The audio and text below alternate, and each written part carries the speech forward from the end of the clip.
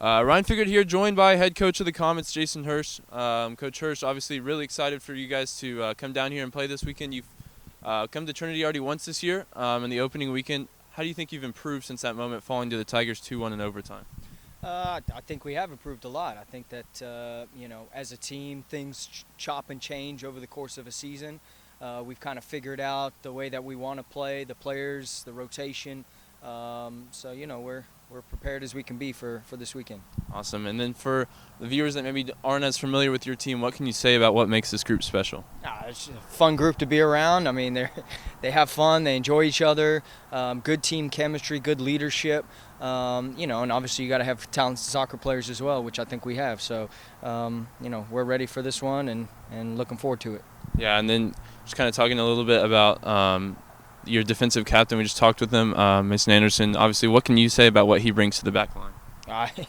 I mean, he brings a lot. So, he's obviously very talented. He's an All-American. You don't just become an All-American just because. You got to have some talent and ability, and other coaches recognize that. So, lucky to have him here, and he brings a lot to our program for sure. And then, just one last question. What kind of game do you expect against Trinity? It feels like it's going to be a really intense one. Oh, it always is. I mean, they're obviously very talented and have been for a long time. This year's no exception. So, we know we have to step up and compete. There's no easy games at the NCAA tournament level. So, we just need to be ready to go, and I think we are. So, we'll give it our best effort. Awesome. See you then. Thank you for your time. Thank you Good very luck. much. Appreciate it.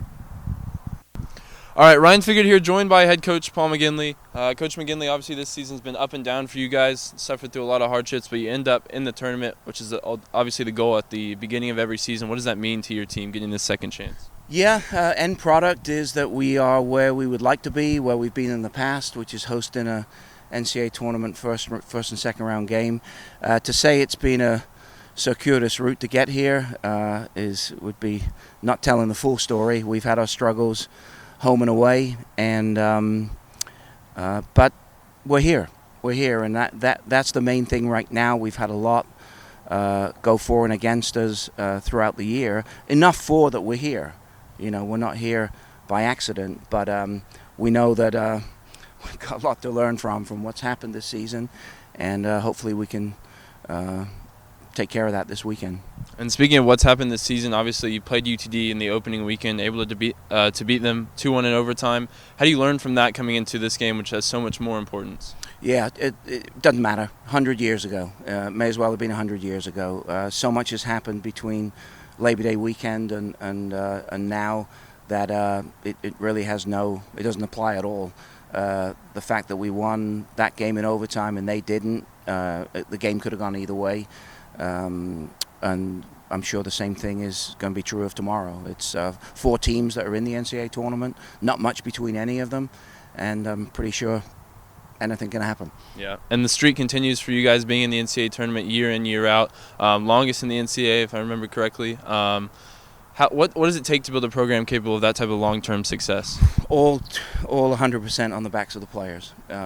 We've had 18 consecutive bids, and one is hard. The players this year have found out that just getting in this year is hard. Try doing it 18 years in a row. I mean, you got to have talented, committed players on the roster that are going to go through the ups and downs. And this team is no different than others in that they experience ups and downs. It's just that this group have struggled with more downs than previous teams have had to deal with. So let's hope that just makes them stronger. Yeah, absolutely. And it's a young team for you guys, quite a few first-year contributors, a lot of sophomores stepping up into roles that maybe you didn't expect them to have to play coming into the year. What can you say about kind of the youthfulness of your team? Yeah, it's a young group for various reasons. Our senior class, mainly through injury and players being unavailable, we suffered there. And so really the junior class, a lot has rested on their shoulders. And they've come through on occasions and they've been disappointed on occasions. That's just, that's the reality of it. We've had some great efforts from our first year and sophomore class, and certainly you would think next year, not that we're thinking of it right now, but next year we stand in good stead, going into 2020. Yeah, absolutely. And just one last question. What do you expect from this game tomorrow? Hopefully 2 games this weekend. Yeah, hopefully it is a 2-game weekend. We try and it's not our first time in the NCAA, so we try and prepare for a 2-game weekend, but they have to come one at a time. So we don't look any further than Saturday. The boys don't as yet know the starting lineup. We're about to make that clear to them, and then we'll see what happens from there. But there's going to be a lot of good football on show this weekend from all 4 squads, and it's a really good version of the West Region soccer. Absolutely, and we're excited to see it. Thank you so much for your time. Thanks, Ryan. Good luck this weekend. Appreciate it. You've heard from the coaches, and now we're ready to hear from the players on the field. Welcome back to San Antonio, Texas, the Tiger Network, Paul McGinley Field for NCAA tournament round of 64 action between the University of Texas Dallas Comets and the Trinity Tigers. Ryan Figured here to describe the action, joined once again by Chris Gress. Chris, these 2 teams matched up earlier in the season. Trinity took the win in overtime on the opening day. What do you expect now, much later on, and a much more important stage? Oh, both these teams have been through a roller coaster of a season. UTD probably edging it slightly with their winning conference, and Trinity receiving the unusual at-large bid. I think it's going to be a great game. Battles all over the pitch to be won, and as the last game proved, it was a nail-biter. Yeah, absolutely. The last game between Claremont Mudscripts and Texas Lutheran University finishing 2-0. We'll get a look at the 2 players to watch here, the 2 center backs for the 2 sides. Senior defender Mason Anderson, a 3rd-team All-American last year, has 5 goals and 1 assist from the back line for the Comets, and Jacob Galan for Trinity has the 1 goal. But he's been so important, hasn't he, for Coach McGinley in the back line? Yeah, he's been a brick wall back there. Stalwart of this team. He's definitely been, I think, the best Trinity player this season, and he'll be the one that, if he plays well, I think Trinity plays well. Forced to step into a void left by Brady Johnston and Roman Cano not returning from last season's team. So you can see here's the starting 11 for the Comets and Coach Hirsch. It'll be Gage Ott in front of John McNish in goal, Brandon Bond, Mason Anderson, Brandon Ravinis, Alfredo Kagi, Adrian Vasquez, Jardel Coate, Jovi Munoz, Hunter Williams, and Micah Ardila. And we'll get to the Trinity 11 here. Josh Davis, Jacob Galan, Fraser Burns, Quentin Vanderlee, the captain, Philip Dueñez, Colton Wilbert, John Connor Rule, Rodrigo Castillo, Wesley Mitchell, Michael Pham, and senior captain Blake Lieberman in net. For Coach McGinley, the 2 teams coaches here shaking hands just in front of us as Trinity gets one last huddle on the field. You mentioned they get an at-large bid this season after falling to TLU in the conference semifinals. What do you think that second chance at life here in the NCAA tournament will do for this program? Can they take advantage of it? Well, I hope so. I think it's a bit of a wake-up call, really, isn't it? That they thought they were down and out, and they've been thrown this lifeline, and it's just, I think, a case of whether they can take advantage of it now. They definitely have the talent to. We're going to break out here, and we'll be ready to get underway. For those unfamiliar with this Comets team, it's a front line spearheaded by number 17, Jovi Munoz. The ASC Offensive Player of the Year, has 15 goals and 3 assists on the season. And alongside him, senior Alfredo Kagi started off a terrific college career here with 13 goals and 2 assists as a first year. Dipped down his sophomore and junior years, but he's come back this year with 10 goals and 5 assists, second in both his team and in the conference. Behind Jovi Munoz, here he is, the number 11, set to get us underway on the referee's whistle. As Lieberman checks the net, make sure all is well. And here we go, Trinity and UTD NCAA round of 64 play on the Tiger Network is underway. That one runs straight out of play. And it'll be taken by Rodrigo Castillo. As the Tigers, looks like they're returning to a traditional back 4 here, Chris. Yeah, it looks like it after the disappointment at the last weekend. Munoz there, whistled for a handball. Right away, though, it looks like UTD are going to be putting the press on. Particularly interesting to see a couple of first-year players in the lineup. 3 of them, actually, for Coach McGinley. You've got Michael Pham in the midfield, and in the back line with Colton Wilbur. John Connor Rule will be their first appearance in the NCAA tournament. The Tigers of course, last year played 3 games, won a couple of times here at home at Paul McGinley Field before falling in Chicago. Here's a chance for Duenas early on, and he has the opener. Philip Duenas comes up with the goods. And the new tactics seem to be working a treat right from the off. Wesley Mitchell using the pace to get down the outside. Phil Duenas there to flick on home. Philip Duenas had the most goals in this Tiger team, at least in the starting 11, and he comes up with the goods within 1 minute. What a start for Trinity in front of their home crowd, some of which probably haven't even settled into their seats yet. And that's a gut punch for the Comets, who were definitely up for it looked like, and the way the warm-up was going, the energy on their bench. As you can see, Duenas just a flick home to the back post. Nothing that Nick Nish, the goalkeeper, could do about it. How about that? An early goal. We saw it in the first game, not quite as early, but Claremont Mudscripts grabbed an early lead through a penalty kick, and they didn't look back. Can Trinity do the same here? Yeah, NCAA tournament action, 1 goal is always important, you know. All the teams at this stage are going to be great, and just a goal difference can really set you up. Munoz now looking to get something going on the dribble. Mitchell, who provided the assist on that one. It's been given away, though, amongst the Tiger back line. John Connor Rule comes across to try and clean it up. Have to be careful there now with the lead, with something to defend. It's the same duo, Mitchell to Duenas, that we saw pay dividends in the conference tournament quarterfinal. The lone goal against the University of Dallas came from that very same Mitchell to Duenas pipeline. Looked well rehearsed, didn't it? Straight away in the opening minute. Wilbur sends it down the line. Duenas looking to do the running. Mason Anderson, the Comets captain, the All-American last year, meets that one with a header. Comets looking to play direct here. Test the young Tiger back line. Junior, 2 first years and a sophomore, making up the defense for Coach McGinley.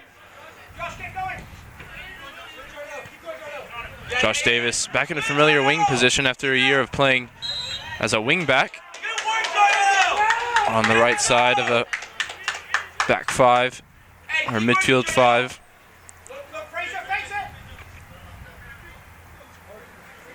Brad Ravinis going to set this one up to send it forward. Center back drops it back instead to Brandon Bond.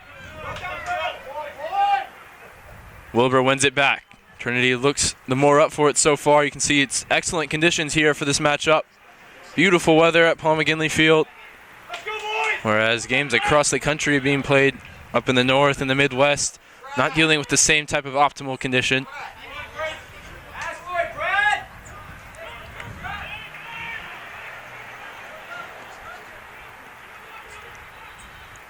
Here's a chance on the far side. Mike Ardila on the dribble. Does well just to keep possession for UTD, wearing their green uniforms. Moving from right to left here in this first half. Trinity in the all-whites as Galan rises to meet that header. And JC Rule gets it clear. Hasn't been clean from the Tiger back line so far, has it, though? No, it really hasn't. I think it's a sign of the nerves. You know, there's a lot of pressure on them to do well in this game. There's an excellent ball, though, from J.C. Rule into the path of Fraser Burns. Can he keep the ball? He does. He gets it to Quentin Vanderlee. Tigers captain gets it to Castillo down the right side now. Castillo goes beyond Vasquez. The ball into Davis. Looked to pull it back, maybe for Castillo, but it was cut out. Coate sends it down the line now. Kagi battling with Galan. Hint of handball, and that as Kagi continues to come forward. Galan now 1-against-1 defending. Alfredo Kagi, double-digit goals on the year, is fouled. I think the one good thing for UTD here is that the goal did come so early. There was not really a passage of play settled in yet, so they have all the time in the world to come back, don't they? That's true. This one going to be Micah Ardila standing over it. The first year from McKinney, Texas. His brother's on the roster, missing out through injury. Jesse Ardila, a big contributor a year ago. Huge provider in terms of assist numbers for the Comets. Unavailable for this one. Ardila, though, over the top, looking for Anderson. He scored in the first matchup between these two teams. On the opening day of the season, how much has changed since then? Trinity fans would have looked at that result and said, on to the next. And, well, from there it was extremely, extremely rough. 4 games without a win and an up-and-down campaign the rest of the way. They've been given an opportunity, though, I think partially because of their wins against the likes of UTD, TLU, and the NCAA tournament by the at-large committee. Yeah, I think that was one of the contributing factors. 2 wins against TLU on the year and a win against UTD, both winning their conferences. Here's Munoz, ASC Offensive Player of the Year in the corner. Now it comes infield on the dribble. Gives it away, though. It's a chance for Duenas on the break. Can he get there? Not that time. Brad Ravinis comes across, the senior from Sugar Land, Texas. Hoops that one into the crowd. The Trinity crowd continuing to grow. First 500 students here admitted free. They're mixed in amongst the community and the parents. All excited to see the return of NCAA tournament play here to Paul McGinley Field. Burns drops it back to Wilbur. Head up for Wilbur. Comes in field. First-year left back. Wanted to go to the feet of Duenas. Couldn't connect. Michael Phams tracked it down. Be an interesting battle. The 2 first-year midfielders, Ardila and Pham. That time it's been given away. Castillo sweeps it up. And now it's wide for Wilbur. Moment of space for him as he finds the ball into the feet of Burns. Out to Wesley Mitchell now. Mitchell, head up. Wants the big switch for Josh Davis. That'll be comfortable, though, for Nick Nish. Nick Nish missed a majority of last season. Just 3 appearances, missed it through injury. They're excited to have him back between the sticks all of this season. He was pivotal for them starting in his first year on campus when he took over halfway through the year and had 5 shutouts in 10 games. I think he definitely would have been the number 1 for UTD, who went through 5 goalkeepers last year if he hadn't got injured. He's back as a calming presence, but there was nothing he could do for Philip Duenas' opening goal. Came within a minute for the home team. Trinity's really struggling to work their way out of the back when it does get caught up back there. And that could be something to watch for the rest of this game. Seems like once they get into the midfield and in the forward areas, they're having their way a little bit, but like you said, difficult to make that connection so far coming forward.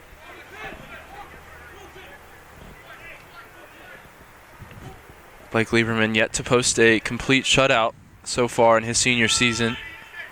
We'll love one here in the 4 matchups between these two teams throughout program histories and NCAA tournament play. UTD's never scored, Chris. The last time coming in 2015 here at Paul McGinley Field. That was a 3-0 success for the Tigers. Before that, a 1-0 win in Dallas, away for Trinity. And then all the way back to 2007, 2004, 3-0, 2-0 successes for Coach McGinley. And this Dallas team, a little bit of a different threat. They have the likes of Munoz and Kagi, who certainly have the statistical weight up front. Yeah, they're all very technical players across the front. Got a good bit of pace about them. They're almost the antithesis to a Claremont Scripps team that we just saw play in that University of Texas Dallas. One of the shorter rosters you'll see around. Plenty of players that don't excel in the height department, but excel on the field for these Comets. This one goes all the way through to Blake Lieberman. He's got to be careful there, doesn't he? Took to the last second to get the ball out wide for Castillo. Infield for Pham, loses his footing. He's going to have to be quick back up to his feet. Burns tracking back to try and apply pressure. Kwate drops it back for Brandon Bond, the midfielder. Kwate again to the feet of Kagi.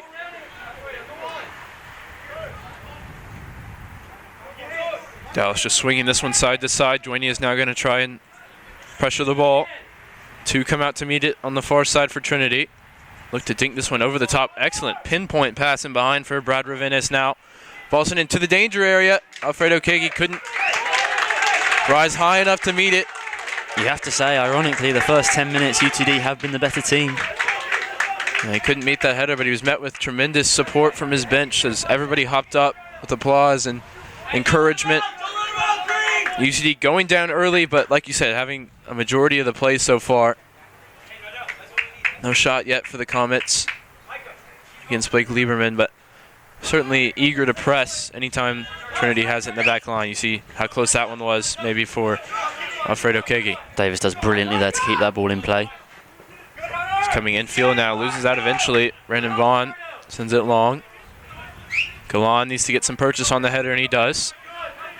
No foul, says the referees. Vanderlee goes to ground. Now a chance for the left back to come forward. Adrian Vasquez. Vasquez on the dribble. Run the ball forward to Kagi. Galan's going to try and shield that one out. Kagi keeps it in play, but eventually does last off of his right foot. It'll be a goal kick. All energy performance so far from the Comets, but they find themselves down 1-0 for Philip Joigne's goal in the opening minute of the game. A sucker punch before the Comets really even threw a punch. For a Trinity team, though, that's struggled scoring goals this year, especially in comparison to previous seasons, they'll love to see that early goal go in. Yeah, and I also think that they've struggled in the early part of games as well. And they'll love the fact they've gotten the score sheet early here.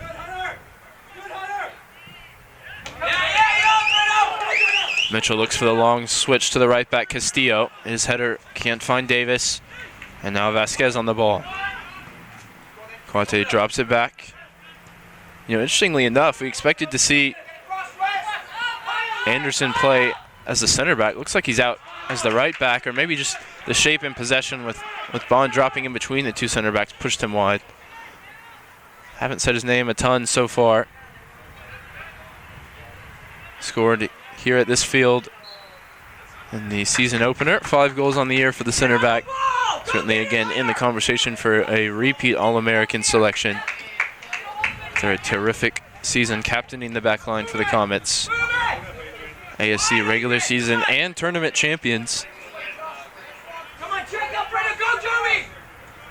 Program that just continues to grow and grow and grow under Coach Hirsch. Here's Anderson, wants the long ball for Kagi. There's a slip from both he and Castillo. Davis first to the loose ball, though. Pham wants to go wide for Mitchell, playing as the left winger today. He assisted Joigne's goal. That one looking to go over the top for Davis from Wilbur. Wasn't accurate. It's turned over to the boys in green. Here they come forward now down the left side. Vasquez. Vanderlee coming across to try and marshal it, but it's sent into the area. Eventually does arrive at the feet of Quentin Vanderlee. He's caught as he sent that one forward. UTD coach is not happy about that decision, and I think I have to agree with them. There's a few of them, aren't there? 5 UTD coaches here in attendance on the bench.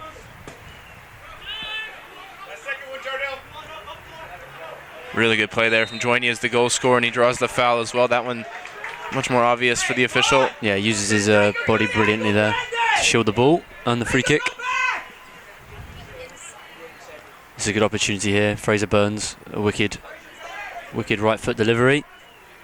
Looks like it may be Wilbur actually coming across. Bit of an in-swinger. I think I might be wrong, but I think Joigne scores with his first touch of the game.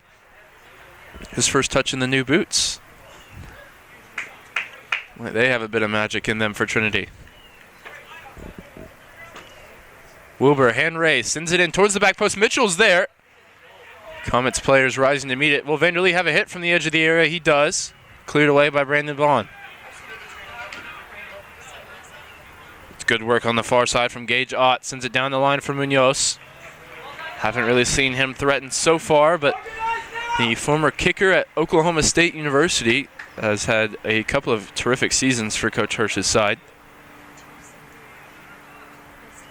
It's the believe the only former D1 athletes, certainly the only former football player out there. Former kicker for the Cowboys.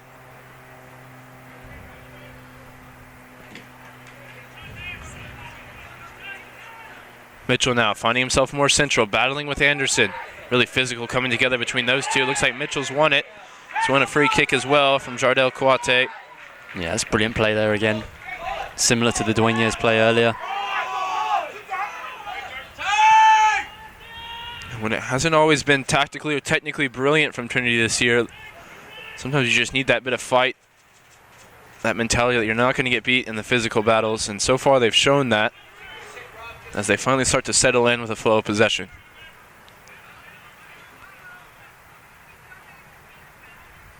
Mitchell there back to Wilbert, can't keep it in play on the far side.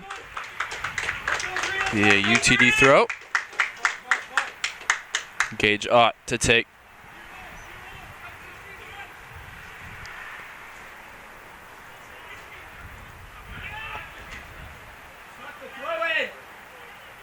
Turn it over off their own throw in there, and Dueñas was on the dribble. Mitchell loses out. And Kouate just cannons it off of Dueñas for another UTD throw.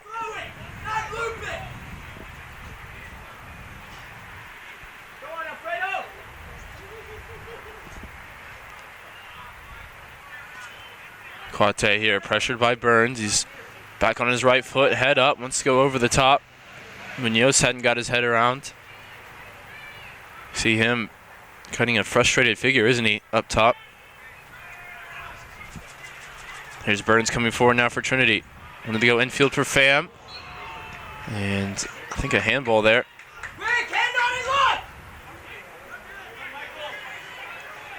It was a loud one at least.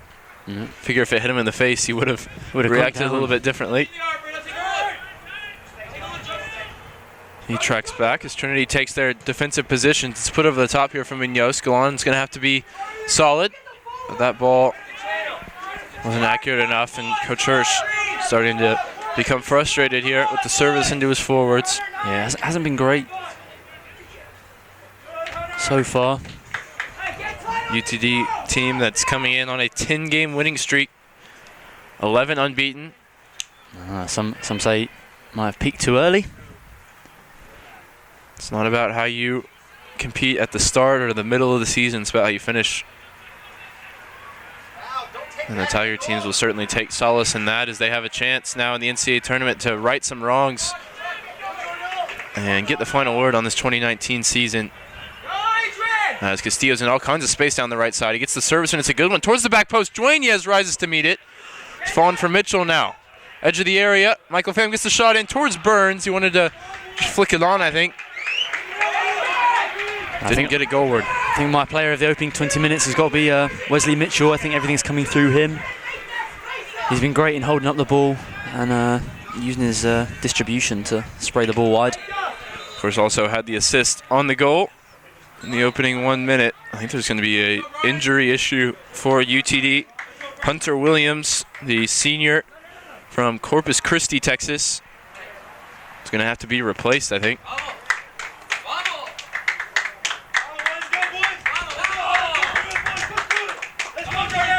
Nobody warming up. Looks like they're going to see if he can continue. Tigers' top goal scorer, Andrea Cottaspati, ready to come into the game.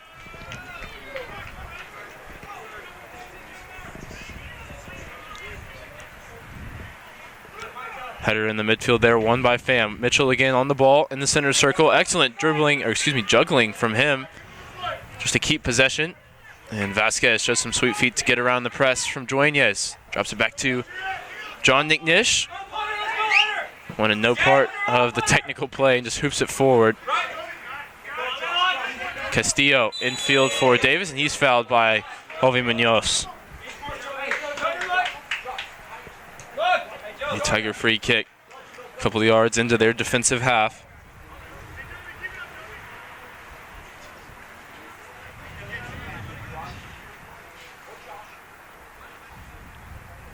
Last year, this UTD team finished as regular season champions in the ASC after beating Mary Hardin Baylor throughout the course of the season, but fell to the Crusaders in the tournament final, 1-0. I was in attendance for that game. It was a really close affair between the Comets and the Crew. That was edged by a set-piece goal. And ultimately that ended the season for Coach Hirsch, as they weren't selected for that at-large bid that they desperately desired. And this year they left it without doubt. Went ahead and won the conference tournament in what was a bit of a weird year in the ASC. Nutmeg there on the far side from Mitchell. Trinity wants to come forward now. Josh Davis, though, not on the same page as the rest of the attack.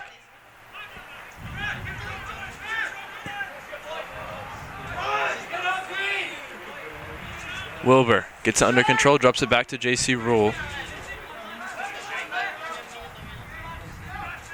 Rule driving forward into the midfield. He's not challenged here by any UTD players. He's got some space to put it wide now for Josh Davis. He stayed on side. Castillo coming on the overlap. Josh Davis coming infield. Won the ball into the feet of Fraser Burns, who went down that time under the challenge of Brandon Bond. Brought it forward, a chance maybe for Kagi on the long ball, but couldn't get it under control. Going back to that conversation on the ASC, it was Hardin Simmons, wasn't it, early on, that was making the noise from the American Southwest Conference. Had a great start to the season, but as we were talking about a second ago, it's not about how you start or the middle of your season, it's how you finish, and they crashed out of the tournament. And the quarterfinal round against the Ozarks, who eventually UTD beat 1-0 in the final. But Mary Hardin Baylor are having a bit of a down season. UTD certainly not, as they've been dominant throughout. I mentioned the 10-game winning streak coming into this game. But any momentum they may have been carrying into it was immediately silenced by, you see, the goal in the first minute by Philip Joinez for Trinity. We're about a quarter of the way through this one. It's been back and forth since the goal, you have to say. No real chances, though, so far for the Comets. Burns up to win it in midfield, sent forward by Vasquez, flicked off the head of Ardila. J.C. Rule challenging with Kagi. It's very much a man-against-man matchup, isn't it, up front? Rule against Kagi, Galan against Munoz. This 1v1 matchup's going to determine if Trinity can keep UTD off the board. Hunter Williams goes wide. Gage Ott down the line now for Kagi against Rule. Alfredo Kagi gets the wrong side of Rule this time, and Rule eventually gets a touch and able to stop the cross. Eventually Galan got it completely clear. Joining is up front all on his own. Yeah, it's good play from Rule. He gets a bit undone, but recovers well to make the challenge. Time for Bond in the midfield. He goes for Kawate to his left. Again, Bond in the center circle. He's got a good range of passing. He's going to look to use it here. Send it over the top. Castillo meets it, and Davis puts it further from goal. Still, though, in the possession of the UTD Comets. Kawate on the dribble. Castillo coming across and deemed to have fouled. He got the ball. I think he comes through the man, though, to win it. He does come through the man a bit. I think the referee could have been swayed by the shouts from the UTD bench. They were quite loud. We'll see. Oh, it's a quick free kick. It's almost an extremely smart play, but Lieberman is spot on to get back over. Actually, a great bit of awareness from the goalkeeper. Yeah, I didn't see it. They take it maybe while the wall was still being set. Yeah. Referee was not on his whistle, so taking it quickly and Lieberman over to recover. Be the first shot on goal for the Comets so far in this game. Quarter of the way through, Trinity leads 1-0. Sent now towards Joinez, the goal scorer. Falls for Wilbur, at least initially on the far side. Davis holding it up here, using his strength well. Just keeps the ball. Tigers have possession with Wesley Mitchell. Mitchell drops it off to Pham. Pham into the channel for Josh Davis. That one's going to run all the way through, though, for a goal kick. And Trinity will finally be able to make their substitution. Kataspati. Say Lieberman, I think the only Tiger player that was ready for it. He's the one that mattered. Interesting here to see Wesley Mitchell come off as Kataspati goes on to the left wing. Yeah, I think it could be just a bit of a breather for Mitchell. Been doing a lot of running in the opening 25 minutes. Not only that, but those physical battles, they take it out of you, don't they? And you're just back to goal, battling with the defender.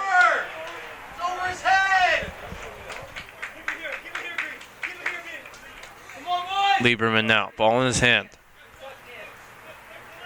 given a second lease at life here in his senior season.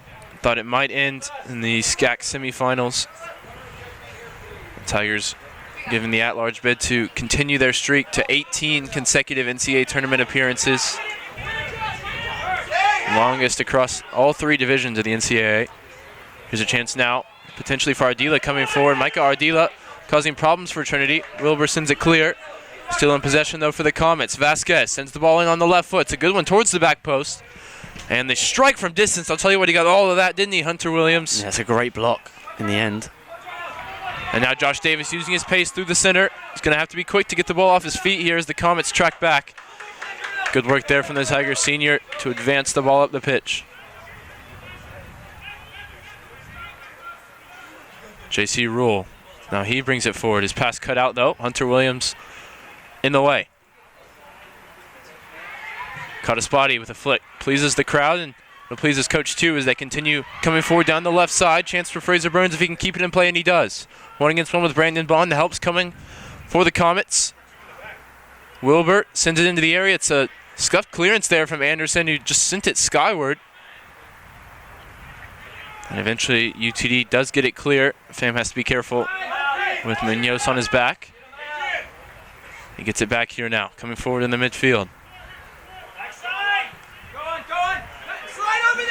Sent wide now for Josh Davis. Castillo looking to combine with him down the right side. It's back with Davis. Tigers senior assisted the winning goal against UTD in early September, the opening weekend. Assisted Kataspati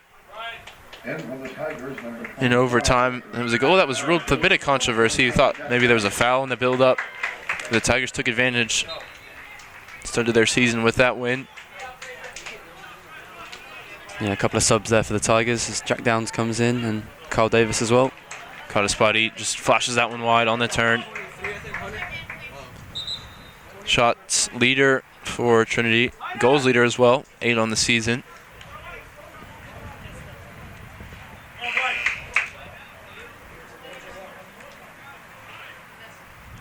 Hunter Williams, the man that just had that strike that was at least loud and directed goalwards.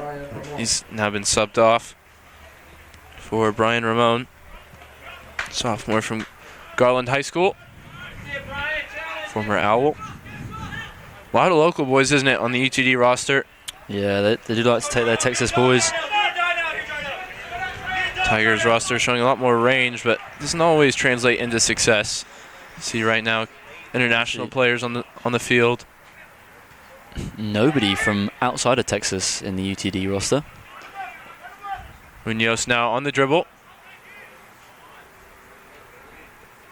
You assume they would have been on the radar for UTD before he went to Oklahoma State to be a kicker. And then when he decided it wasn't for him, they welcomed him back with open arms, and he's led the offense each of the last 2 seasons.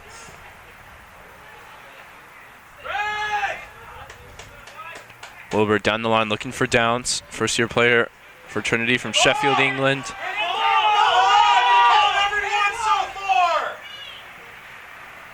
It's turned over, though, by Trinity in the midfield. Micah Ardila drops it back to Ott. Bond loses out that time to the press from Kataspati. Physical battle for them as it's brought clear now, and Castillo can come forward from right back. Vasquez stays at home, gives some space to Castillo. Castillo's now around Vasquez down the right side. What can the Tiger Jr. do here? Drops it off to Josh Davis. Wants to get around Kawate, and he does. Can he get the cross away? It's cut back towards Castillo. Tiger's still threatening down this right side, and Jack Downs is going to keep the attack alive. His cross blocked. It'll be a throw-in for the home team. Yeah, that's a good build-up down the right-hand side.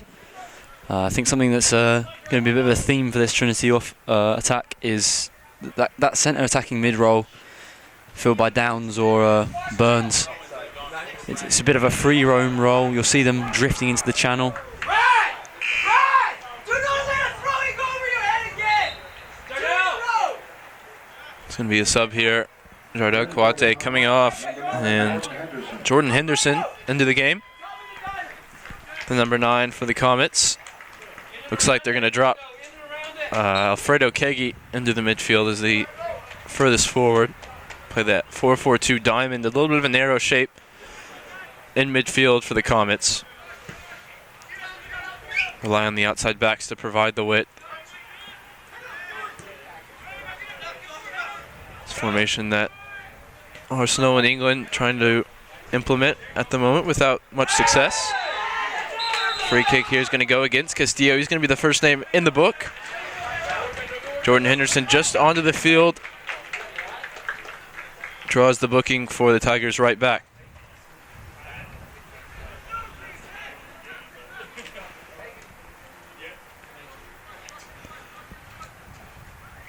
Micah Ardila, you can see the foul on the replay. Standing over this free kick. This is a dangerous area. Trinity struggled to defend set pieces this year. Watch out for Mason Anderson, potentially up from the back. Is this one sent in towards the back post? It was great defending there from JC Rule. Uses all of his frame there on the sliding challenge to win the ball. Downs deemed to have fouled Vasquez. Downs saying there was pulling going both ways. Look at that piece of defending from JC Rule on the slide. Uses every inch he has to get it clear. This one again sent into the box. It's up for Mason Anderson, who wins it. There's a reason he has 5 goals on the season.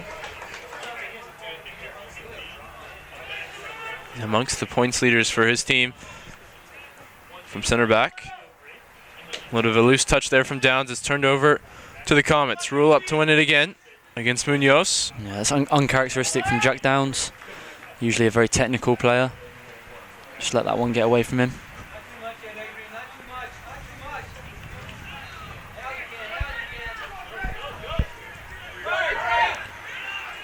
Micah Ardila now on the dribble. Great tackle from Codaspoti, really putting in the running there. And now Castillo brings it forward himself. He's got Downs, Codaspoti, and Davis to his left. So that one stays in play. This could be trouble here for Trinity as Jordan Henderson has it coming forward. Josh Davis, wrong side. Uses his pace, though, to get back. I'm going to say he was offside.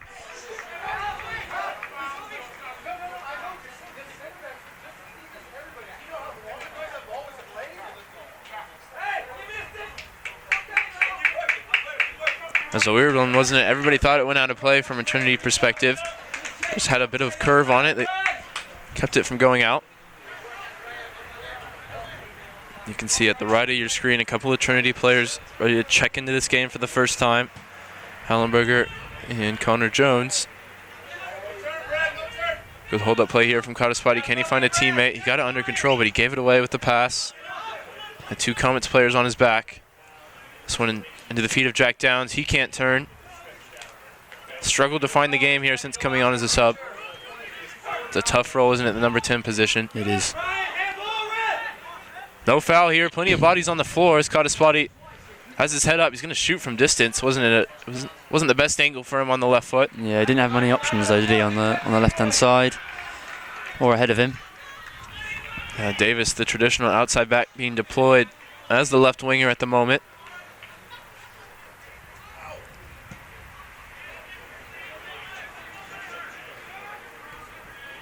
Keiki gets the flicked header here, and Pham whistled for a foul. He can't believe it once again.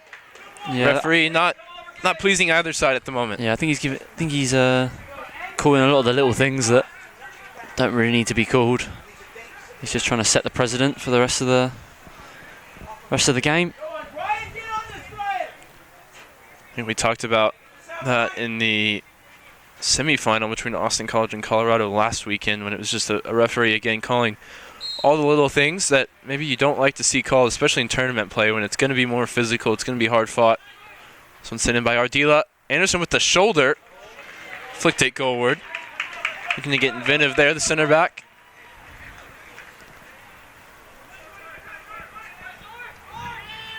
It was a joy to speak with him yesterday in the lead up to this game, as well as a couple of Trinity players. We'll have those interviews for you at halftime. Will there be a goal in it before the break? Downs putting in the sliding challenge against Alfredo Kegi. And that's a great tackle. He had to get that right, otherwise he would have given away a penalty. And now there'll be a chance for those two Tiger subs. The Connor Jones in for Josh Davis and Jacob Hallenberger in for Michael Pham. It just looks like I think Jack Downs is going to drop into that more defensive role. He just showed what he can do on the defensive side there with that sliding tackle.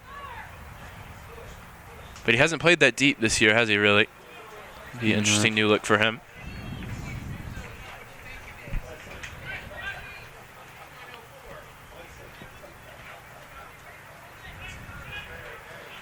This one, first touch here for Hallenberger. Goes back to Vanderlee. Hallenberger on the score sheet for Trinity against UTD in the opening game of the season. That was the first Tiger goal of 2019.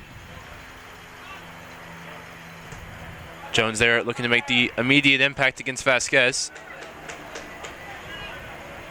It's out though for a Comets throw. Another one here just at the halfway line. Who do you think will be the happier of the two coaches here so far through 35? Obviously Trinity with the lead, but not really taking the flow of the game so far. No, but I mean UTD have had a bit of pressure, but they haven't really created too much, any clear-cut chances. I think Trinity coaches are obviously going to be the happier of the two. They'll just love that their team's on the score sheet, having struggled in recent weeks. Now almost an entirely changed front six. Back four is still the same that started the game, but with McClure coming in for Vanderlee. Here's a chance though for Munoz on the break. Galan's going to have to deal with him here. Showed some good pace there, the center back. Now he's going to send it down the line. Intercepted though by Micah Ardila. Good first touch from him to turn out of the pressure from Trinity. Bond wants to spread the play onto the right side. Gajot coming forward. Neither him nor Wilbur got a touch on the ball as they came together. Jacob Galan, who's come up against TLU's Luis Green 3 times this year. He's been tasked with dealing with a goal scorer of that caliber. Jovi Munoz in that conversation as well. So far, Galan up to the task once again.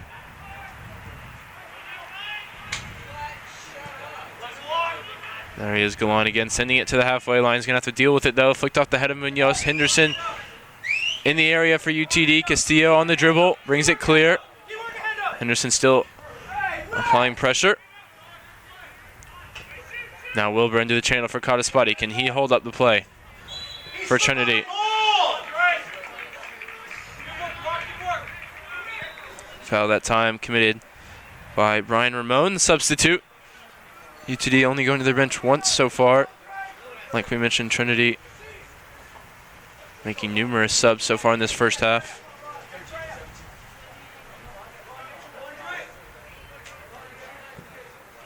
JC Rule takes this free kick, sends it towards the edge of the area.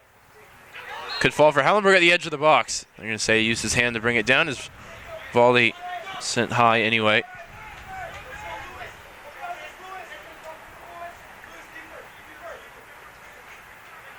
Mason Anderson sets this one up, sends the boys forward.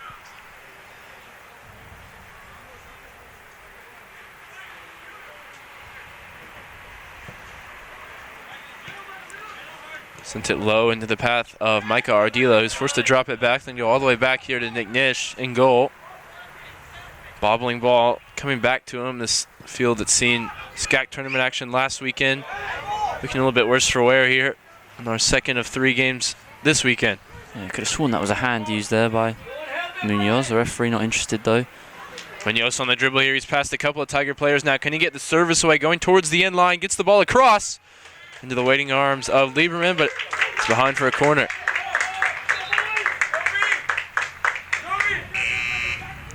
And after that, which I think may have been his best piece of work so far in this first half, he's going to depart for the final 6 minutes and change for Oliver Hamby, Frisco Centennial graduate.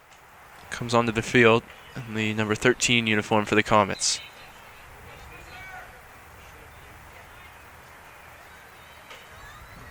Vasquez, the left back, sends it in. Lieberman comes and meets it with the punch. Micah Ardila tracks it down. Ardila still on the ball. Good work from him. Combining with Vasquez down the right side. Gets the ball across towards the back post. And Lewis McClure sticks to his task and puts it out for a throw on the near side.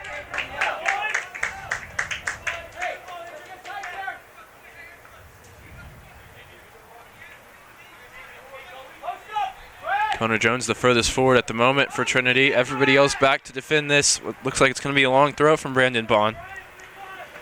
Junior midfielder. He's back against the brick wall that lines Paul McGinley Field. Here it is. His foot was well onto the field when he took that.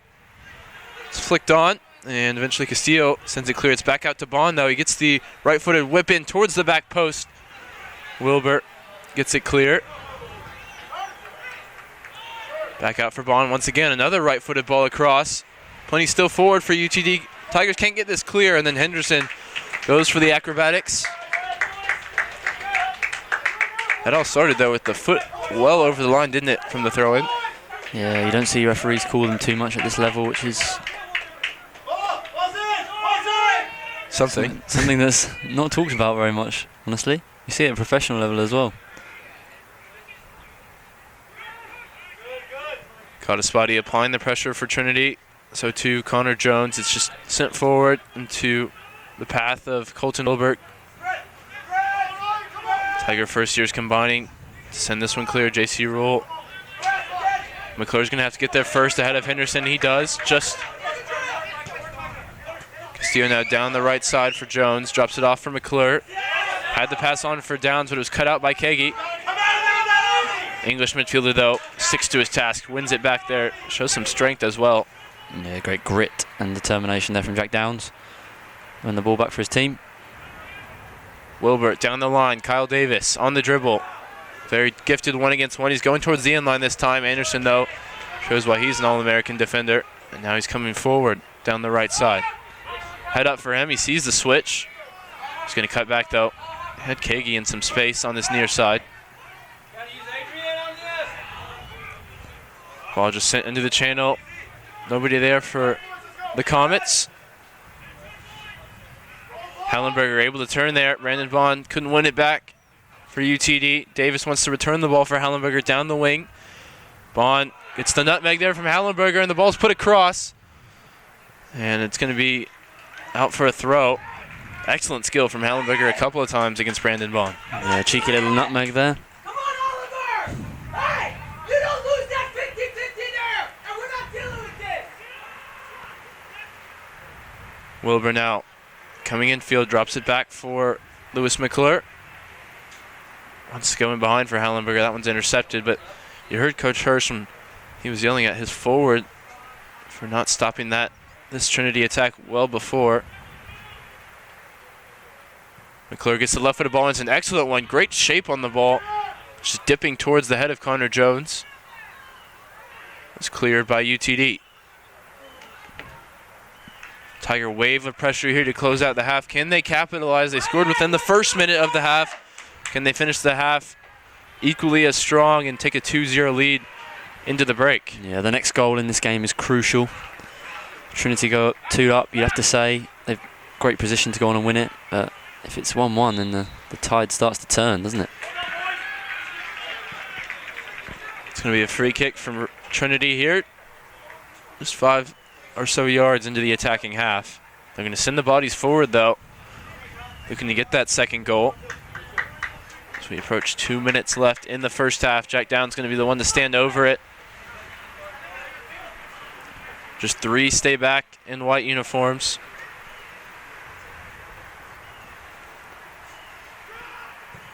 Here is Jack Down's service towards the back post. Put a lot of mustard on it, didn't he? Too much, maybe.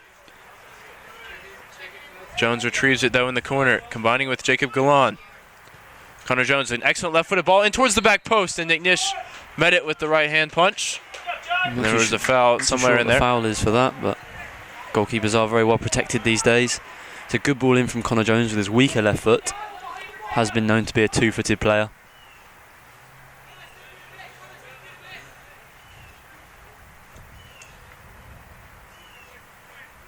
Didn't see much in it for the referee, but Nick Nish got a crucial intervention there with the punch regardless.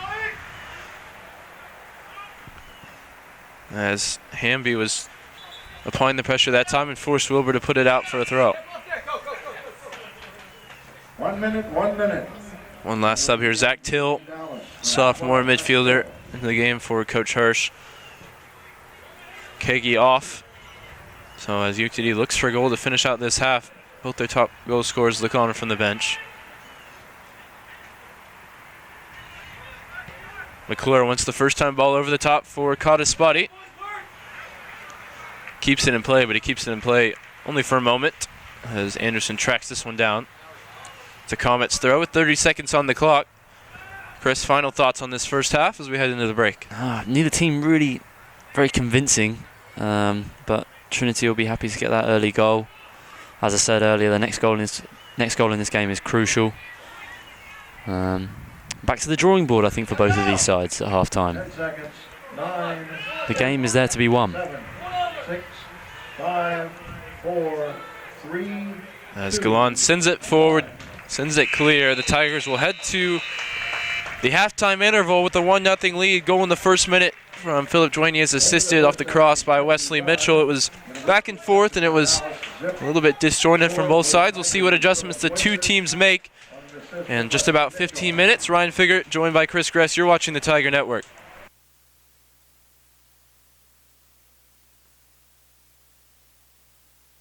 Awesome. Ryan Figert here, joined by Mason Anderson, Comet senior center back. Mason, obviously, you guys knew you were going to be in the tournament after getting the automatic bid, but what was kind of your reaction to the draw that you ended up getting coming here to play Trinity? I was surprised a little bit at first, but now I think we're excited. Last time we were here for the NCAAs, it was my freshman year, 4 years ago. So this time around, hopefully we can get a better result and get the W. Absolutely, and it's been a couple of years. Last year you thought maybe you had a decent shot to get in. Did that serve as extra motivation for your team maybe coming into this year? Oh, absolutely, 100%. We worked really hard in the offseason to get to where we are. We lost in the final of our tournament last year, but this year we got the job done. And then what can you kind of say about the attitude in the team heading into the tournament games? The guys are really excited. Yeah, we're confident, excited, coming off that win, a big win streak, so hopefully we'll keep it going here tomorrow. And then last time you came here to play Trinity, early in the season, obviously lost in overtime. Yeah. How do you think the team has improved since that moment? I think we put that behind us really fast. That was our first game of the season, and since then we haven't really suffered many losses, and we just improved every day, every practice, every game. Awesome. Well, we're looking forward to seeing it this weekend. Good luck. Yeah, man. Thank you for joining us. Yes, sir. Thank you, guys. Ryan Figert here, joined by head coach of the Comets, Jason Hirsch. Coach Hirsch, obviously really excited for you guys to come down here and play this weekend. You've come to Trinity already once this year in the opening weekend. How do you think you've improved since that moment, falling to the Tigers 2-1 in overtime? I think we have improved a lot. I think that, as a team, things chop and change over the course of a season.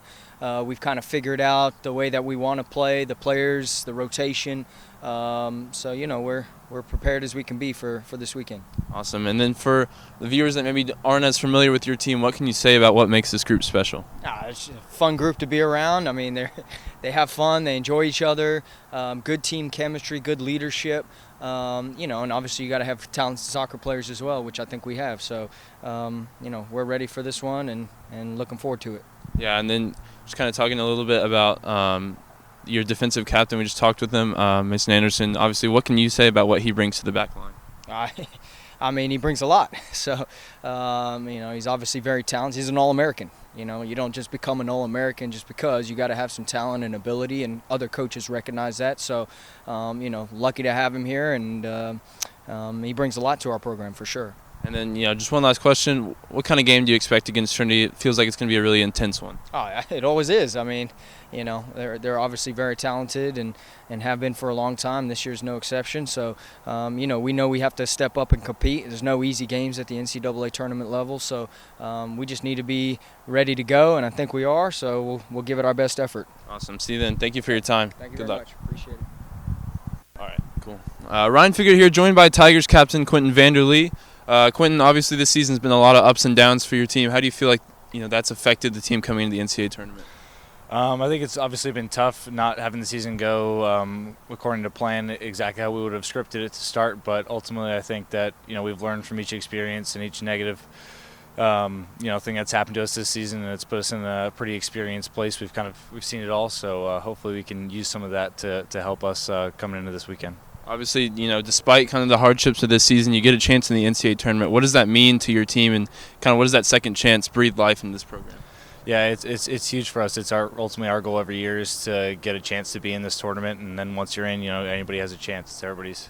Everybody has the same chance once the tournament starts. So that's where we're at right now, and extremely happy to have a second chance after not taking care of business in the conference, and especially to be at home too. It means the world to us. Yeah, speak a little bit more about that. Playing at home, the comfort of Paul McGinley Field. How important is that for you guys this weekend?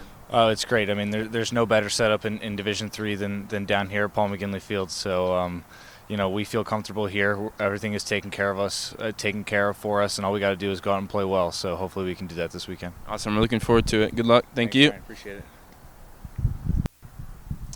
All right, joined here by Tigers defender Jacob Galan. Jacob, obviously, last season you got to play in the NCAA tournament, and this year now you get a second chance. What did you kind of build off of that experience last year to make it to the round of 16 in Chicago? Every game's a different game. You just got to treat it like that. But the NCAA tournament last year, as it is this year, just something you got to take very seriously. It's a big opportunity that only 64 teams start out with, so we got to make the most of it and take it every minute. And then earlier this season, you got to play UTD, your opponents this weekend. What can you kind of say about them and how you guys are preparing to play them? I mean, every game was again different, and what team we show up to play and how we actually turn out to play, that is going to be different. But we have to just prepare and take it one game at a time. And who knows what's going to happen? It's soccer, so anything can happen. But we're just going to make the most of it. And then this year, obviously, you expected maybe to play alongside the likes of Roman Cano, Brady Johnson, but it's really been your time to step up and shine in that back line. What can you say about how you stepped into that role? Yeah, I mean, it was a surprise when we found out we were not going to be playing with them, but every team has to adapt to challenges. But I think we've done a great job of doing it and doing the best that we can to do it. And it's been an honor just to step into that role that was played by those two big leaders on our team. Awesome. Thank you so much, and good luck this weekend. We look forward to it.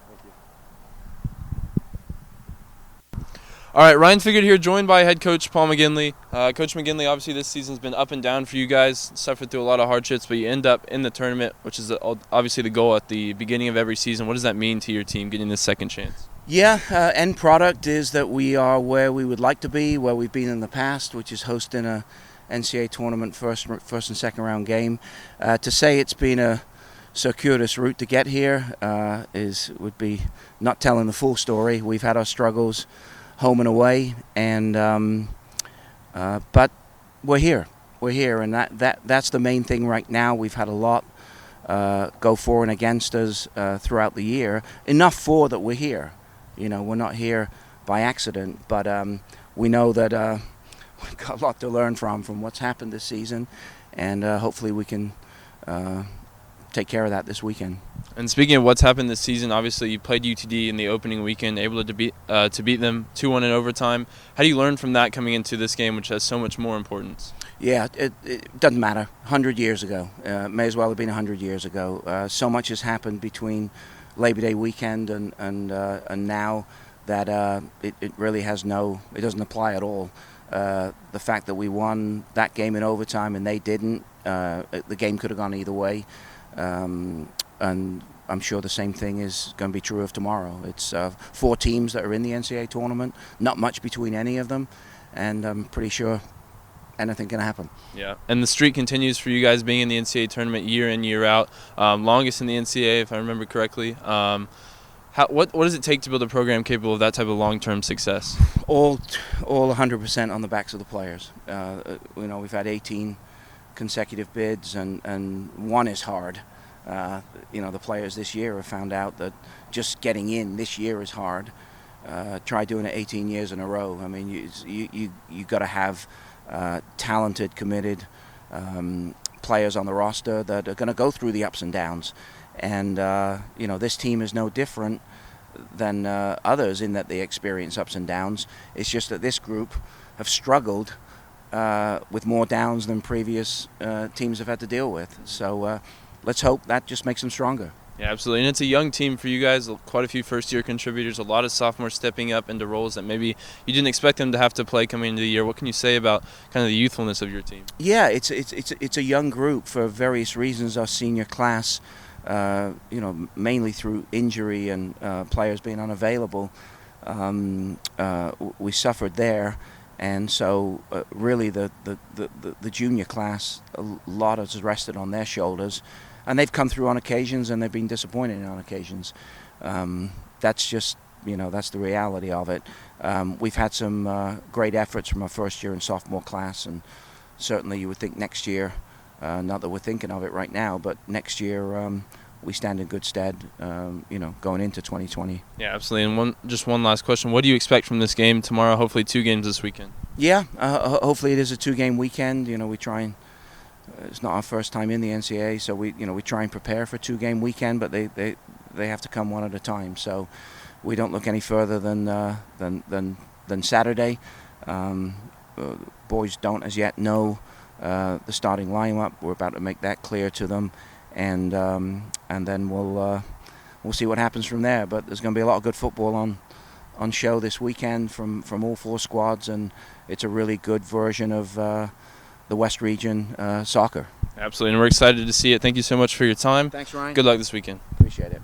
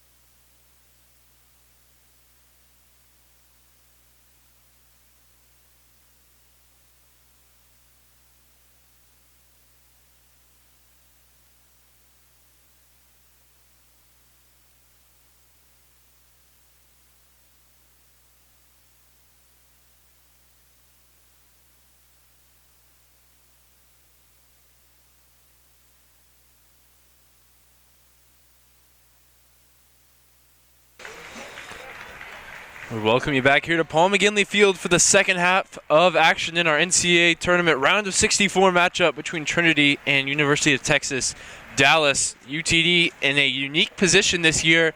This is the first time they've surrendered the lead in the first half all season.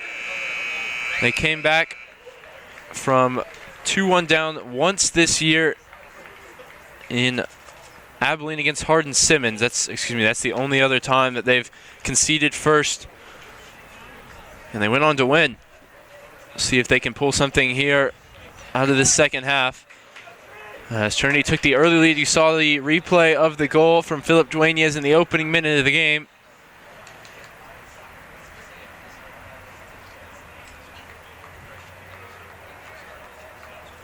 Looks like an identical 11 to the team that started for Coach McGinley.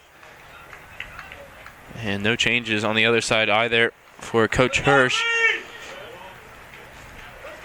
In a game that we described as disjointed in the first half that lacked a little bit of flow. The Tigers pounced at the earliest opportunity with their only shot on goal. See if they can start quickly here again in the second half as we're underway. 45 minutes, potentially more to go in this NCAA round of 64 matchup. Josh Davis on the ball initially for the Tigers. Yeah, I definitely think whoever gets their foot on the ball, gets a hold of this game, is really going to have the most success.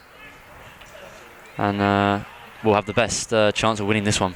Come on, Green! Just need a bit of composure. Need to relax. Munoz looking to flick it over the top for strike partner Alfredo Kagi. It's dropped back to Trinity goalkeeper Blake Lieberman. His clearance intercepted that time by Hunter Williams. Again, a bit of back and forth here to start the second half.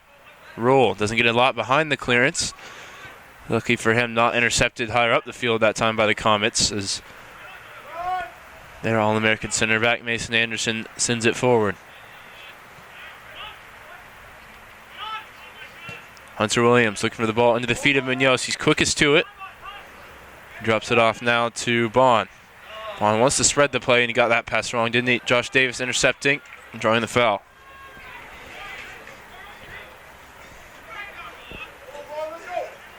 So UTD is conceded first only once this year, and they were able to come back in Abilene against Hardin-Simmons, who at the time, of course, were nationally ranked.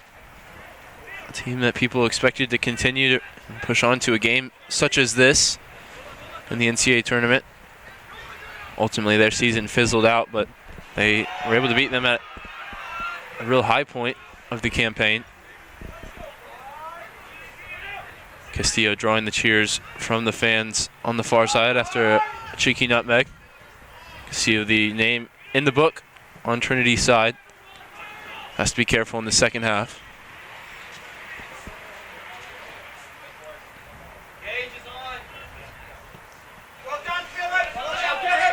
So that one nearly kills us.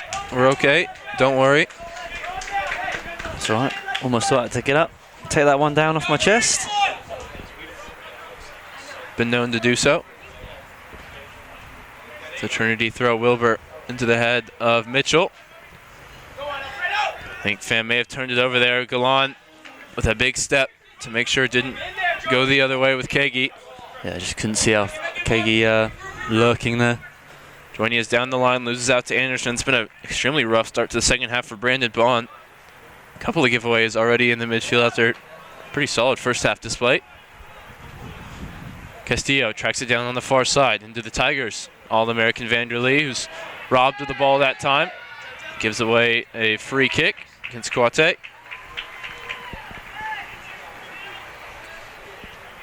think the best player for me for this Trinity team so far has definitely been Castillo. Been solid defensively and has looked pretty confident going forward. I think feels a lot more comfortable as a part of the back four as opposed to the back three. Has a little bit more of that license to go forward.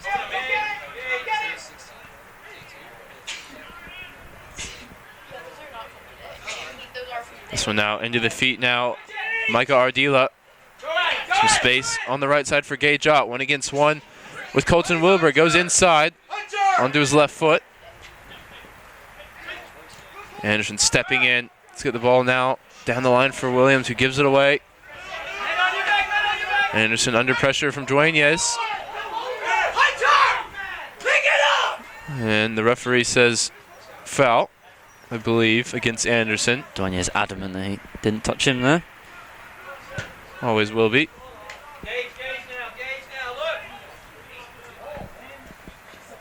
Brad Ravinis brings it forward. The dink ball in towards the edge of the area. Header's won by Kagi, but he just couldn't cushion it. Sent it further away from goal than he would have liked. Kwate now down the right side for Gage Ott. In the feet of Hunter Williams, UTD establishing some possession here in the opening 5 minutes of the second half. Ravinis with another driving run forward, but he turns it over. Tigers could hit on the break potentially with the center back caught up the field. Here comes Castillo. Wanted the ball into the feet of Burns. Didn't reach him. Now Munoz on the dribble. And Pham won the clean challenge, but I think maybe something a little bit earlier as the ref brings it back.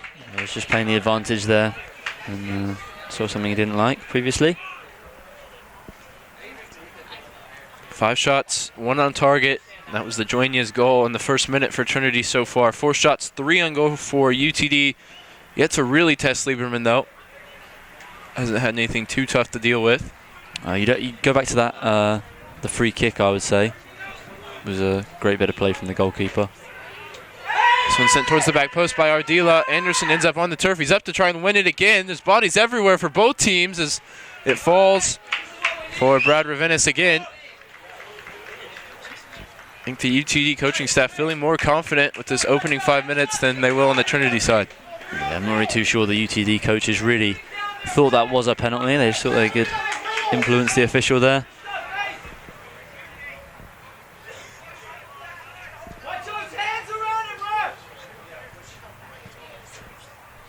Lieberman sends Trinity forward and takes the goal kick.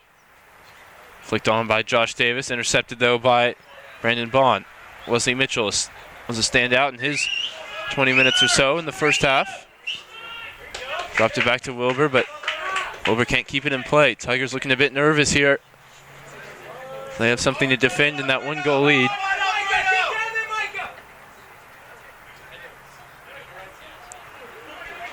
Last matchup between these two teams in September, UTD scored first, and the Tigers grabbed 2 unanswered.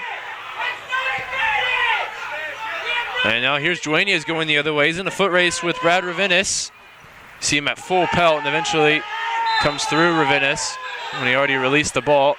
Yeah, I think the referee's losing the plot a bit here with how this game's going. Both teams letting him hear it, aren't they? Tigers wanted a foul back there, and then that's definitely a foul. Certainly is a bit late. You see the bracket as Claremont advanced earlier today, 2-0 against TLU. It was comfortable for the Stags. A couple of penalties tucked away in the first half, and they saw it out the rest of the way. Trinity, as it stands, would face them tomorrow in a rematch of a game that went 3-1 in favor of the California side earlier this season. That same weekend, UTD able to beat Claremont Mudscripts. So either way, we'll have an interesting matchup. Second round tomorrow. Have that one for you here at 1 o'clock on the Tiger Network. Referee has to be really careful here, doesn't he? Both teams unhappy. Yeah, it's getting a bit chippy out there now. Wouldn't be surprised maybe to see the cards start coming out from the official. Williams sends it down the line for Munoz. He's got JC Rule on his back. It's dropped back to Williams. Clean touch from him into Micah Ardila. Wants to spread it to Vasquez on the far side. Vasquez, whipped ball on the left foot. The header's met by Kagi. Didn't send it goalward, and Lieberman tracked it down easily. Last Coach Hirsch during the week. What about your team? Doesn't show up on the stat sheet. Told me it's a fantastic group. It's a lot of fun to work with day in, day out. The chemistry amongst the team is great, and the leadership has been phenomenal all season. Not only just athletes, but they're high academic kids who focus on the academics first. I think that's true for both teams, certainly. It's all about what's on the field here right now as Wesley Mitchell's put a ball through for Duenas. Oh yeah, Wesley Mitchell just a bit disappointed in himself. He had the right idea, just the execution was just slightly off. Another good piece of physical play from him winning the ball back initially. You sense if Trinity are going to get another goal, it's going to be through him. As it was in the opening minute. His assist on the Duenas opener. Castillo coming forward down the right side now, coming together with Vasquez, and they're going to say free kick against UTD. So Vasquez just stood in the way there as Castillo was at full pelt coming forward.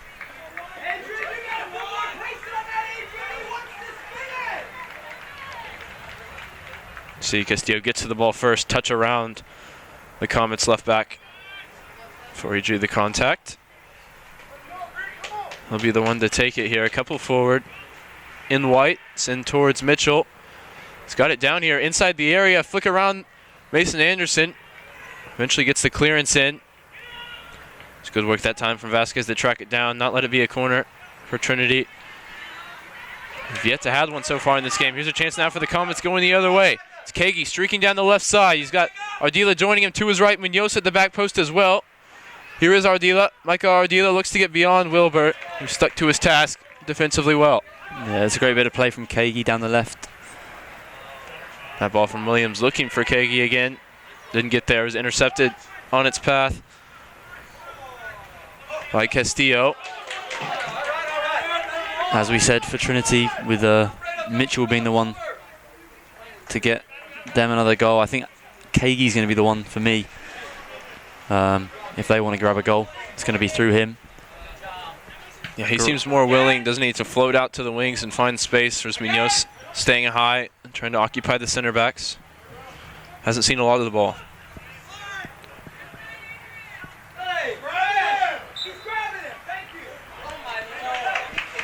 Not really too sure what the UTD coach is talking about grabbing him there with Duenas' both of his hands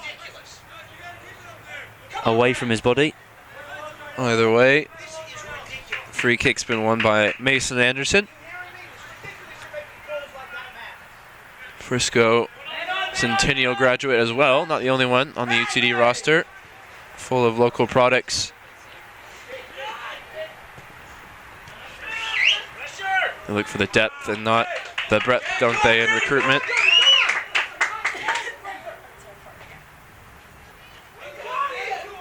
Great footwork there from Munoz. Can he grow into this game? The top scorer, the ASC Offensive Player of the Year.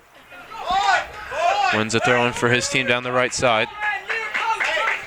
Looks like they're going to try and send it into the area. Brandon Bond across for the long throw again.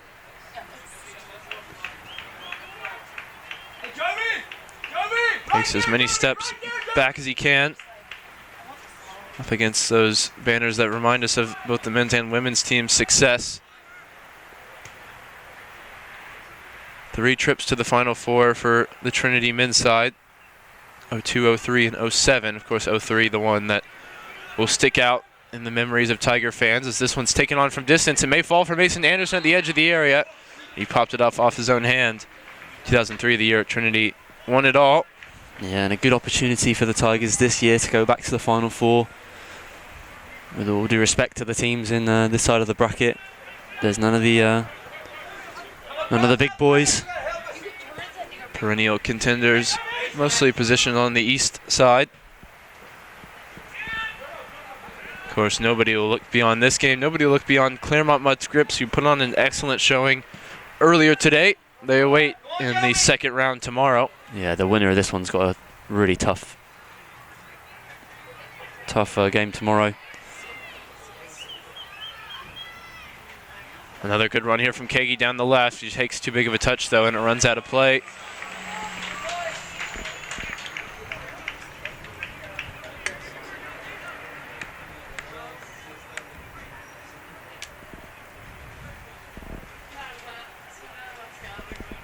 Trinity has faced all 3 of the teams in this regional pot of 4 in NCAA tournament play throughout the years.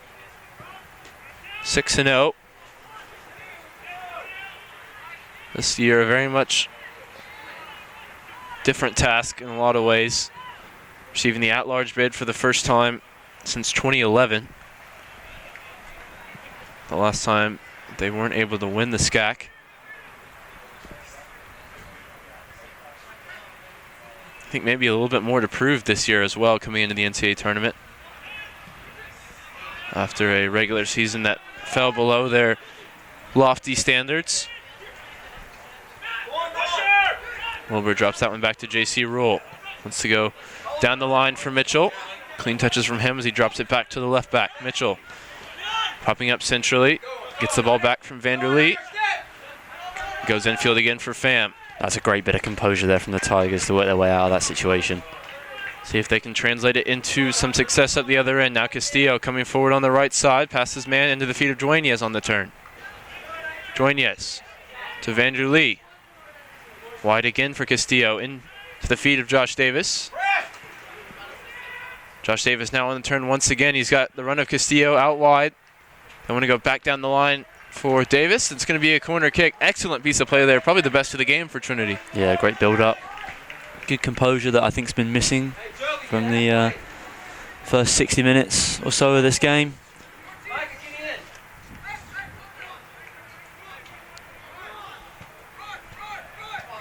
Looks like Wilbur is eventually going to go across to take. I think there was some confusion of who the Tigers wanted over this one. Not sure why. It's been Wilbur all year from that opposite corner. First year left back, played a hugely significant role this season.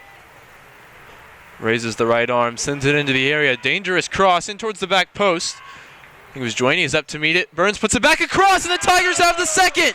That's a crucial goal. That's a crucial goal. Great ball back in from Fraser Burns. Great technique on the ball back in. And I think it was Josh Davis, the senior, there to tap it in. He assisted against UTD last time these two teams met, and this time he has his name on the score sheet with 30 minutes to go. Came from the corner kick. It was a great ball in from Wilbur. Fell to Burns at the edge of the area, who, has to be said, put a pinpoint ball in on the left foot. Can't get more accurate than this. And Davis made no mistake with the finish. 2 Comets on the line in addition to the goalkeeper, and they were left standing.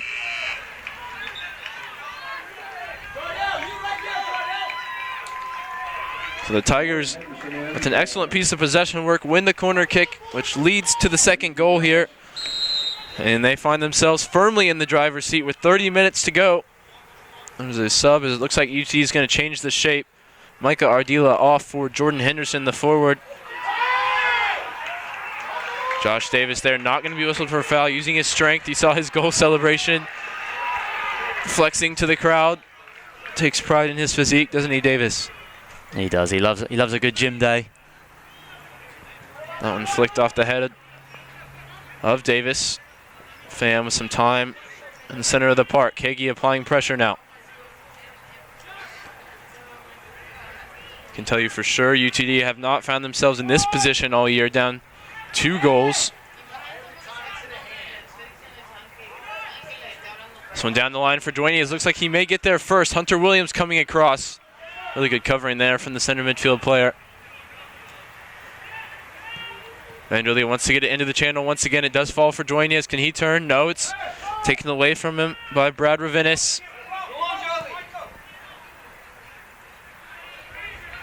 Down the line now. Looks like Anderson all the way up the field. Looks like that's going to be a permanent change for UTD as well. Scored 5 goals this season.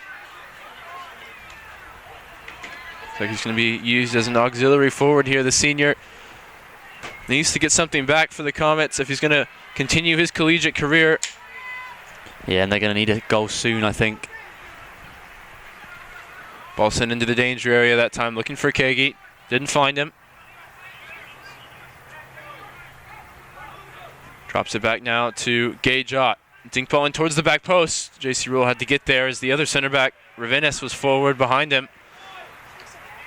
Now Kouate on the dribble. Pham out to meet him. Kouate going to have the left-footed shot. Lieberman spills it initially, holds it the second time, as there was some pressure on him, wasn't there, from the Comets, looking to find that second ball. First real task in quite some time for Lieberman. It's a good hit from Kawate. Yeah, and although the Tigers have struggled this season, they have been good once they've got into winning positions like this. Joining us here, good hold up forward play. Out muscles Kawate, going to have the shot himself. It's a bit audacious there from Dueñez. His eyes widened up. And now he's going to be withdrawn. Enemy of the Tigers from the 22. Good performance from him so far. He got the Tigers out in front in the opening minute of this game. And now 2 goals to the good. Thanks to Josh Davis just a few minutes ago. Munoz there wins the aerial battle. Pham battling in the midfield just to keep possession. He's fouled by Kegi.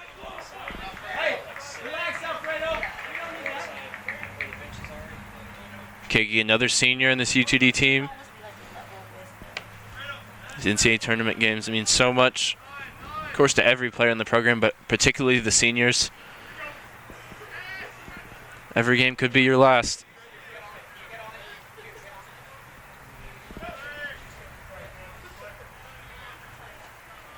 Vanderlee sets this one up a couple of yards inside the Tiger half. Tigers in their 18th straight NCAA appearance. They last missed out in 2001. This one sent down the line here for UTD.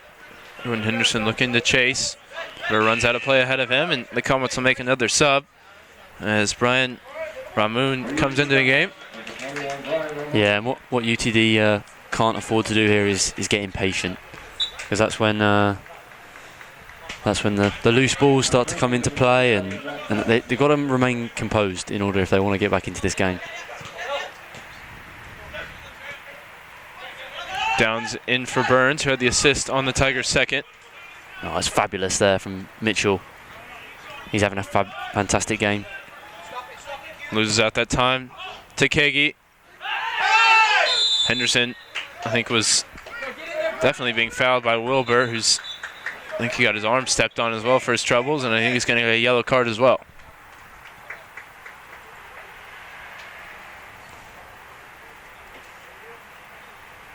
Hey, Alfredo!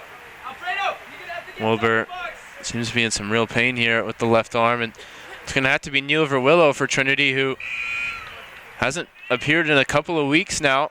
Missed out with a hamstring injury for a while.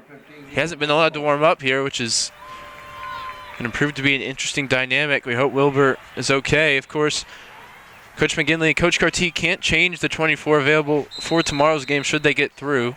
That'll be an interesting one to watch as well. Gay-Jot sends this one into the danger area, flicked on at the near post by the substitute Brian Ramon, but couldn't get it down and on frame.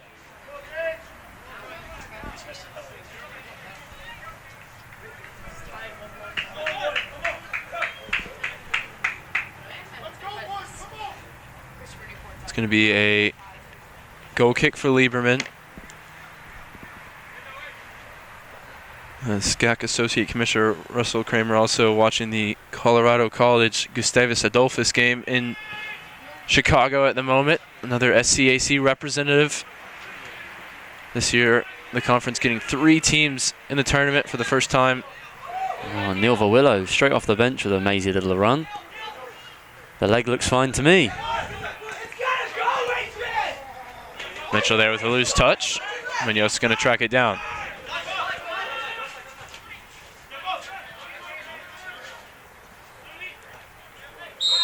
Downs draws the foul that time from Kegi. That's a couple from Kegi in quick succession. Maybe getting a bit impatient, as you mentioned.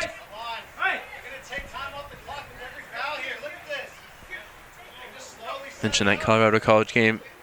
The Tigers trailing 2-1, just missed an opportunity from the penalty spot. See if they can come back from 2 goals down against Gustavus Adolphus. Here, UTD are looking to do the same thing. Trailing by 2 away from home at Trinity.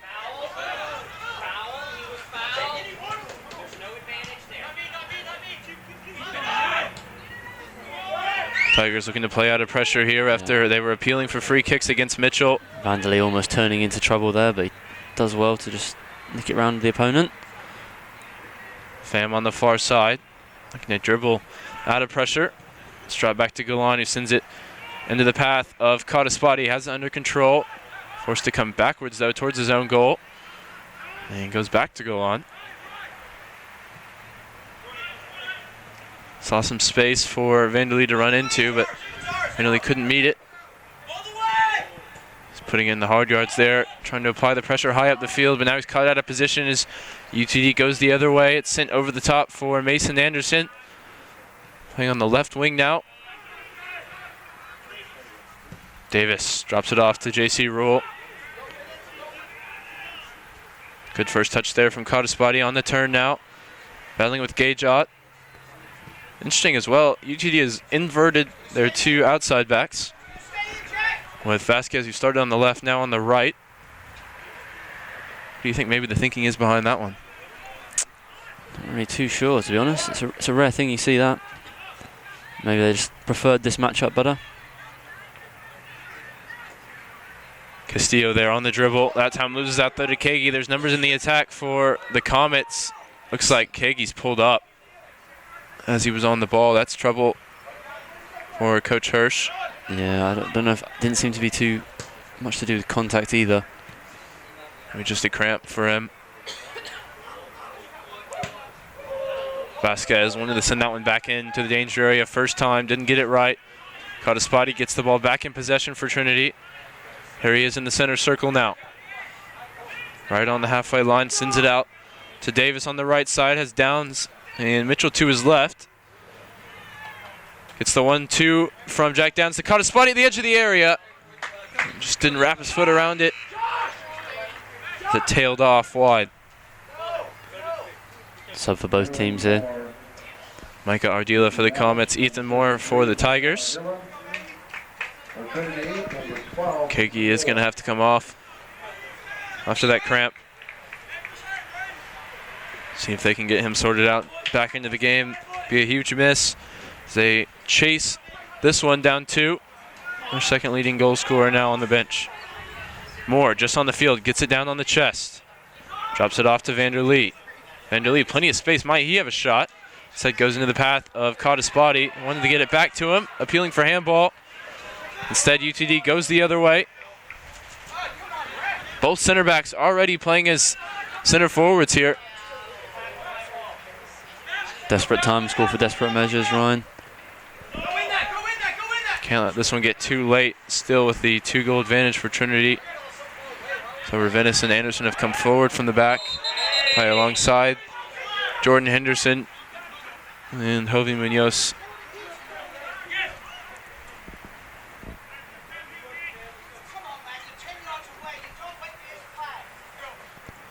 JC Rule after the Tigers get the free kick, sent down the line. Hunter Williams up to win it. Kataspati gets an excellent touch and gets it under control. And the shot came in for the substitute, Ethan Moore. Sent it over the bar. On his weaker left foot, the ball's bobbling. It's a tough one, but I think he'll think he should be doing better. Third goal would certainly put it to bed for Trinity. Again, it's another case of the next goal will change this game.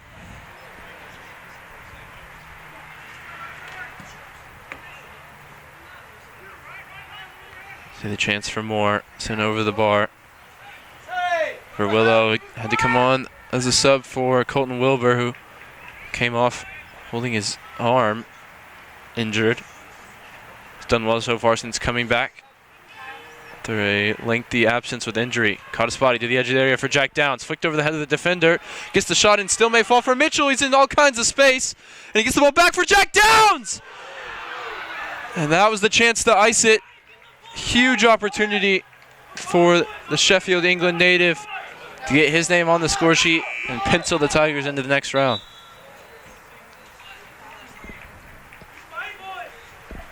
In for the Tigers, number 25, Kyle Davis. Good look at the opportunity. Mitchell opted not to take the shot on, took it wide, squared it for Downs. Unselfish play from him.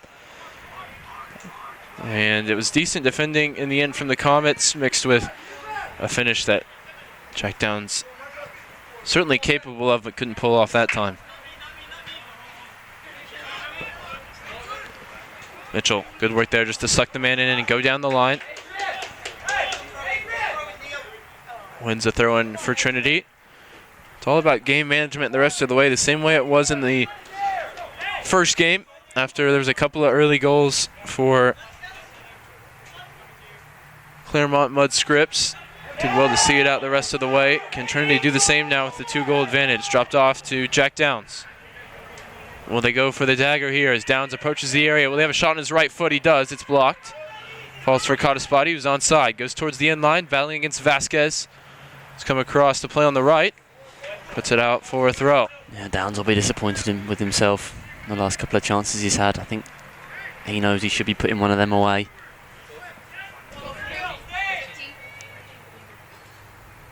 I was a bit surprised not to see Mitchell shoot that last one. I think he saw Downs in all kinds of spaces. Cottaspati hits this one on the turn. Wasn't a bad decision per se to square it, but allowed UCD to get numbers back in. Vasquez now going to take a seat. Zach Till in for the right back.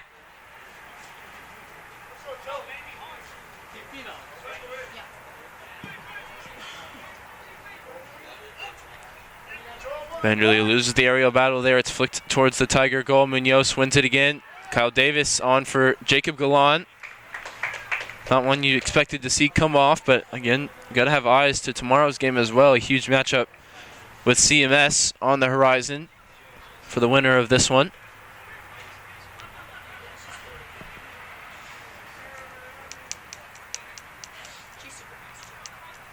UTD just can't keep a hold of possession that time on the left side. It's brought under control in the center circle by Williams, who sends it forward. Jordan Henderson looking to win the header. It's JC Rulo that gets there first. Mitchell turns out of pressure. Drops it off to Neil Verwillow. Vanderlee infield to Mitchell, and Verwillow sends it long over the top. Cottaspati is going to do the running here as it's headed back into the waiting arms of John McNish. Who hasn't had a ton to do besides pick the ball up out of his net twice, has he? Yeah, he hasn't been tested a lot, but just those 2 goals, couldn't do anything about really.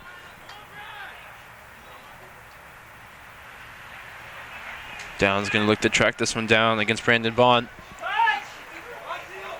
The shape at the moment for the Comets, they've got 2 center midfielders, 3 center midfielders playing in the back line. 2 center backs in the front line. Here's one of them, Mason Anderson. He's got the ball now. Wins it back from Michael Pham. Will he have a shot himself? He's approaching the area. Goes down under the challenge. Kyle Davis, though, wins the ball cleanly.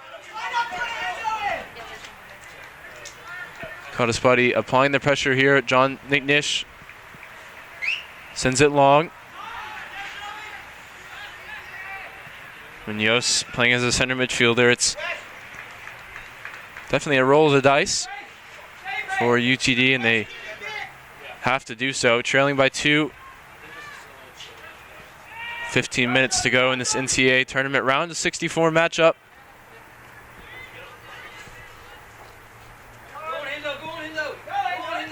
It's a great tackle from Kyle Davis there, we've just seen on the replay. JC Rule with a good header in real time as well. He sends it down the line. Nobody home for Trinity. It's Hunter Williams sends it out into touch on the Trinity bench. Touch by Tiger goalkeeper coach Matt Cardoni. Also employed by SAFC down the road as their starting goalkeeper.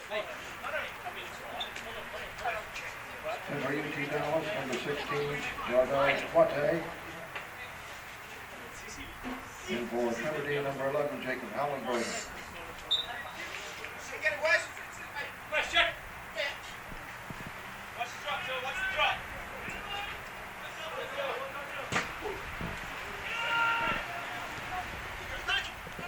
Yeah, a bit of a loose ball there in the midfield from the Tigers. Something they've got to cut out of their play if they're going to have success tomorrow.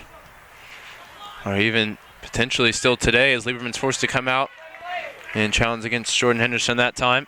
I was looking through the history book of Trinity results. Last time the Tigers failed to win in the first round of the tournament was in 2011. That one came against Claremont.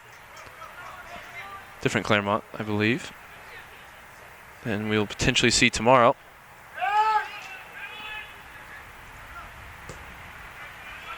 Tigers, of course, also hosted last season, winning both games against Chapman and the University of Mary Hardin Baylor.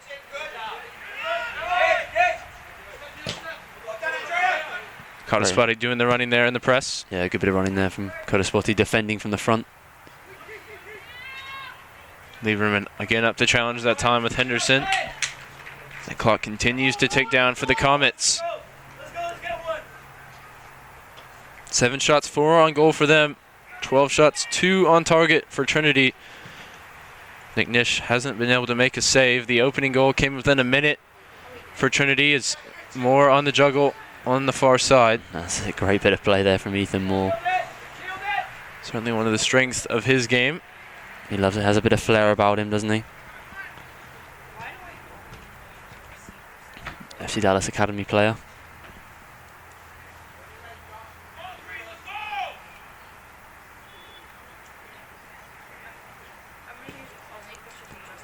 Looks like that 2011 loss came against UT Tyler.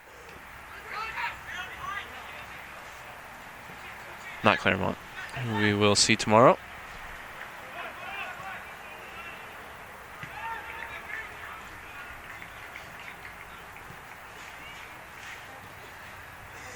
Yeah, Trinity doing a good job this game of just sort of seeing it out, you know. The clock is ticking. There hasn't been very much to talk about in the last 15 or so minutes.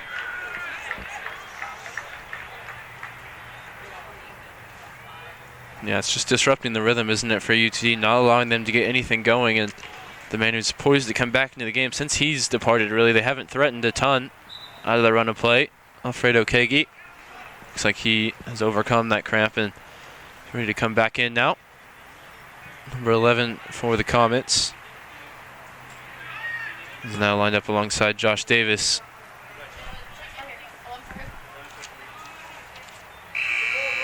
And both of those subs will now come into the game. See an excellent turnout for Trinity here at home. Taking the home field advantage so far in this one. It's going to be another substitution. The center back Bond coming off for Kagi to go up front. Looks like just the one back now for the Comets. Yeah, it's kitchen sink time, isn't it, really? For UTD. And it's a bit of a freak accident here as Davis is down. It was J.C. Rule's clearance came right into his face, I believe, and went back towards the Tiger goal. Clock stopped here as I think he's going to need some medical attention.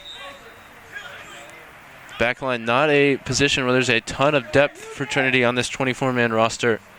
This could be a worry not only for the rest of this game, but potentially for tomorrow as well. They look thinner and thinner on options in that back line, don't they?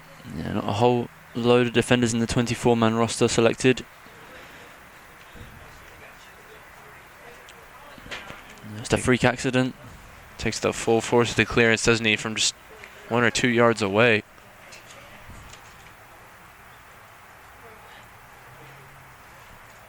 J.C. Rule, the other man involved in that, missed out on a game this year with the concussion. Looks like they're dealing with maybe some bleeding here for Davis. I'm sure they'll have to go through the concussion protocol after that hit to the face. We're going to look at, as it stands right now, if the result holds, Trinity goes on to face Claremont Mud Scripps tomorrow.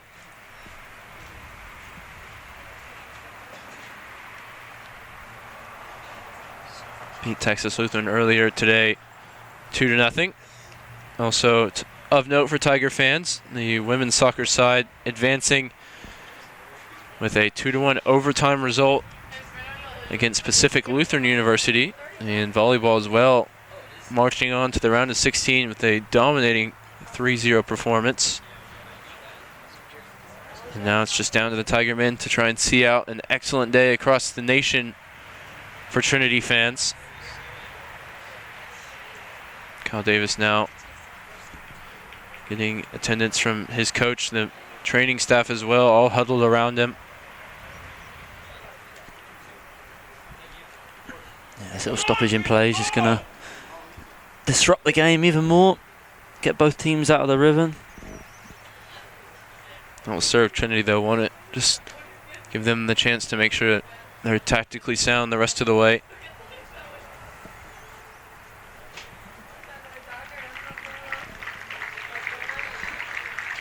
See, Davis looks like he's definitely going to have to come off now. Wilbur, with the right wrist taped, is going to come into the game. You'd assume it's going to move Neil Verwillow into the center. You see the opening goal there from Trinity. Within a minute, Philip Dueñez from Wesley Mitchell, and then the Tigers' second coming from the corner kick. Wilbur himself takes. But it's the ball back in from Fraser Burns that creates the goal. On the half volley, strikes it with the left foot and picks out the right foot of Josh Davis, who puts it past John McNish and into the back of the net. That's how we got here, 2-0 for Trinity, given the at-large bid this year against the ASC champion, University of Texas Dallas. Comets were back underway here as Munoz sends it forward. Wilbur immediately involved with the header. Verwillow, as expected, moved into the center back role. Whistle that time goes for the shirt pulling against Rodrigo Castillo.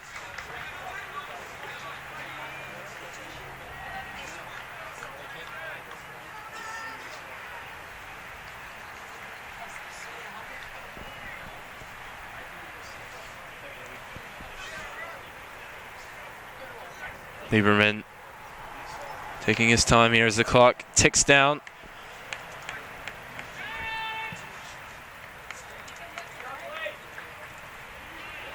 Launches it forward.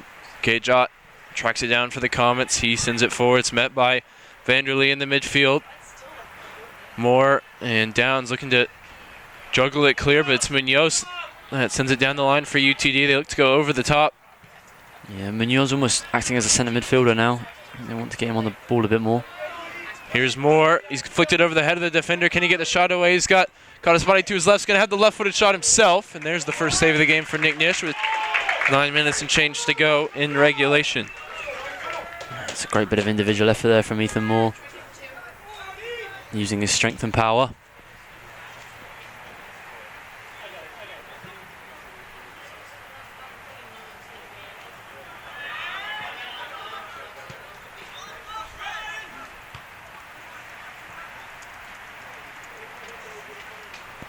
Just some play here at the edge of the area as eventually Wilbur cannons it off of Henderson behind for a goal kick. It's going to be another sub here as Gage Ott comes off for Hunter Williams. And Fraser Burns comes back in the game for Jack Downs. Burns hasn't been the most involved in this game, but he provided that crucial moment, didn't he, the assist for the second goal. Yeah, it was a great bit of technique to lash it back across the box.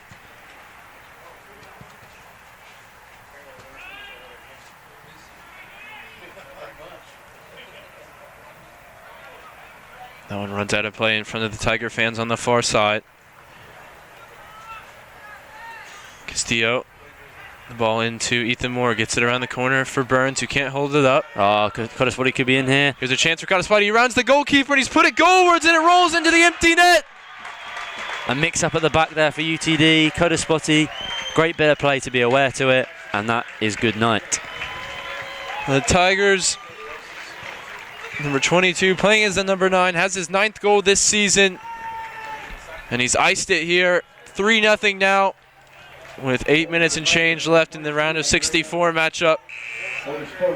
Like you said, a mix-up. Keeper came for it. John Nignish left in no man's land as the back pass was under hit. And Kodaspoti made no mistake. Touch around the goalkeeper, touch into the back of the net. Cruising now, the Tigers. Yeah, and that'll be Michael Somerville on for Ethan Moore. Ethan Moore's done a good job since he come on, getting himself about. The freshman Michael Somerville will look to add to his goal tally for the year.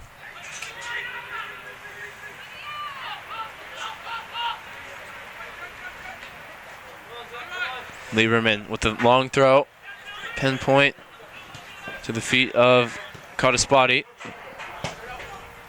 Cottespotty wants the big switch to Josh Davis. It was an excellent ball all the way across into the area now for Davis. Goes around his defender towards the edge of the area for Burns. It was cut out.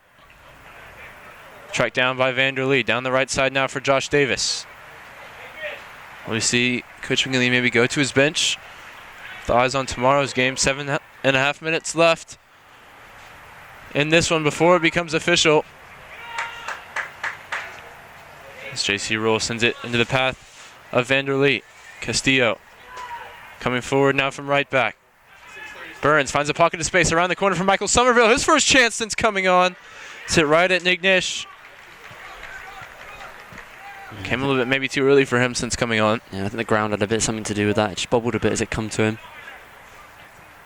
This lifeline given to the Trinity Tigers seems to have given them a bit of a new lease on life. Yeah, certainly played a lot more effectively going forward this year than we've seen today than we've seen them this year. It's going to be Diego Gonzalez and Jake Simon coming into the midfield for Trinity.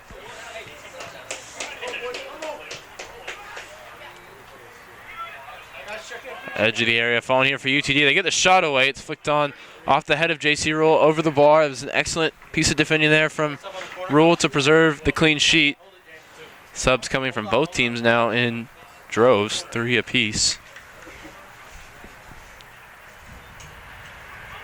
Ball sent into the area as I look to see overall the subs. The shot comes in. I'll have to stand up here. Now all the subs are going to get in. As Simon and Gonzalez alongside Jared Olson going to make up a new midfield here for Trinity. For the Comets, Gage Ott, Adrian Vasquez, and Brandon Bond back into the game as they switch out their back line. Adrian Vasquez for Trinity. Number 7, Diego Gonzalez. Number 18, Jake Simon. Number 36, Jared Olson. Since that second goal went in, the game has calmed down. And Trinity have really taken the hold of it. It was a little bit chippy coming out of the halftime interval. Referee struggling to keep it under control at times, but I think that second goal went in. And UTD realized they had a long way back, and even more so now. Cottespotty adding the third. Henderson in the corner. They won't give up, though. He splits 2 defenders. He goes towards the end line, cuts it back towards the edge of the area. Munoz, the danger man, has the strike, and what a hit. What a hit, Hovey Munoz. Is that a lifeline for the Comets? 5 minutes to go. Yeah, we'll see. Trinity will not be happy that they've conceded a goal. Love to see that one again. Maybe slowed down. Either had... It looked like a ton of swerve or a massive deflection. We'll see which of the two it was. No, I think just the swerve fooled the goalkeeper, who moved to his right as the ball went into the net to his left. Clean sheet spoiled here. First time for UTD scoring against Trinity in NCAA tournament action in their fifth matchup. And the clean sheet search for Blake Lieberman continues in his senior season. Only going to get tougher from here. As UTD look to continue this momentum here. Can they get a second? Can they make this interesting here in the final moments? Shot came in. Lieberman held it. And a game that just a minute ago looked secure beyond any doubt now feels like it could still be there to be won. Or at least overtime could be there to be won.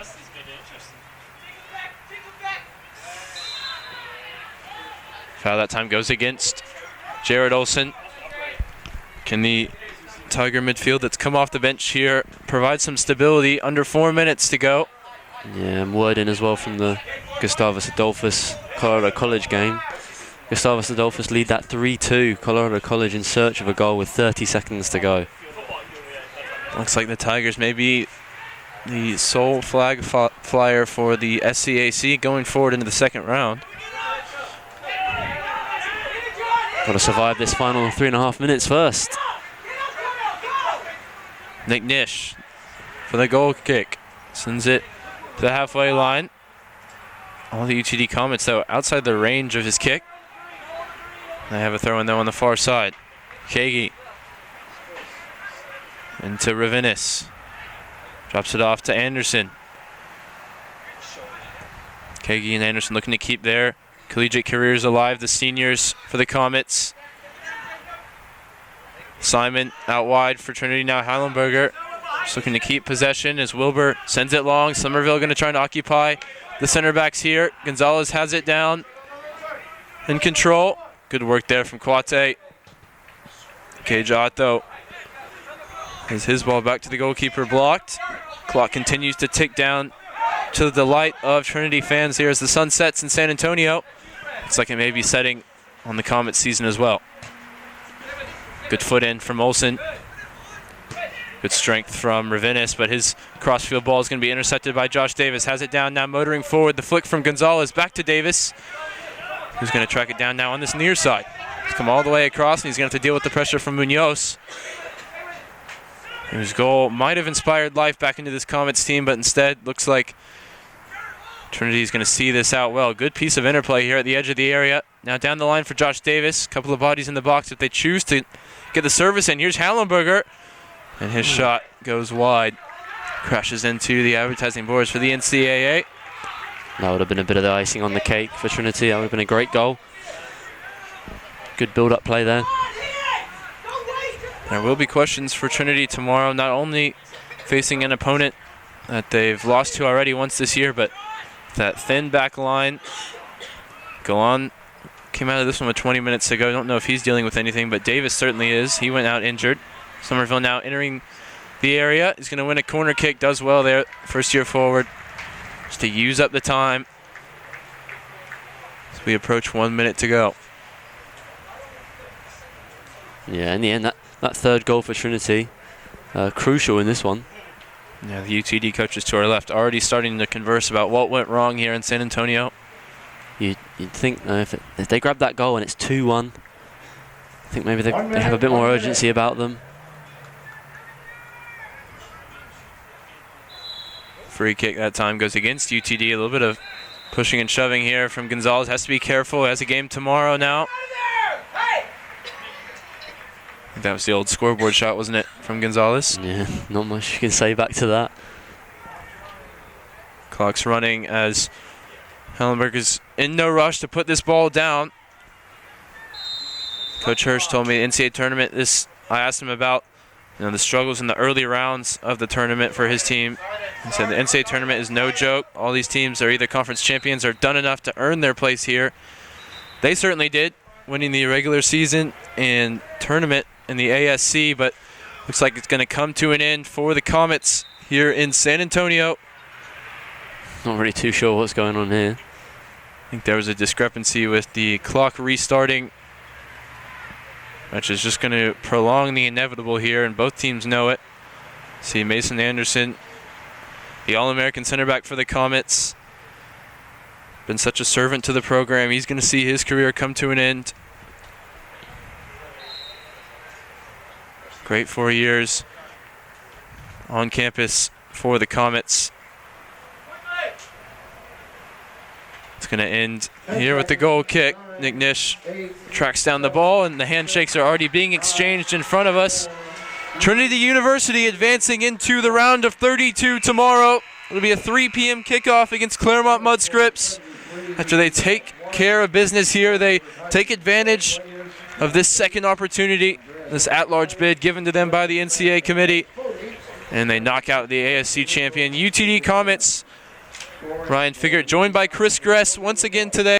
We'll be back tomorrow at 3 p.m. and we'll be back in just a few minutes with an interview. Coach Paul McGinley and a player of his choice. We'll be right back on the Tiger Network.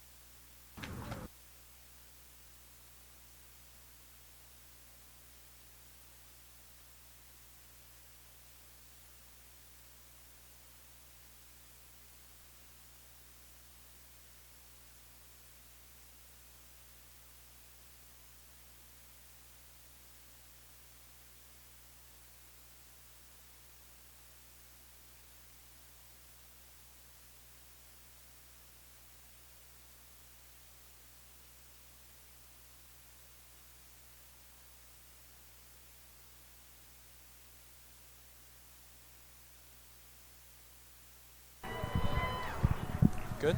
Left? All right. Here. Ryan Figured here, joined pitch side. First talk to you, Coach Paul McGinley. Coach, this was a tough one.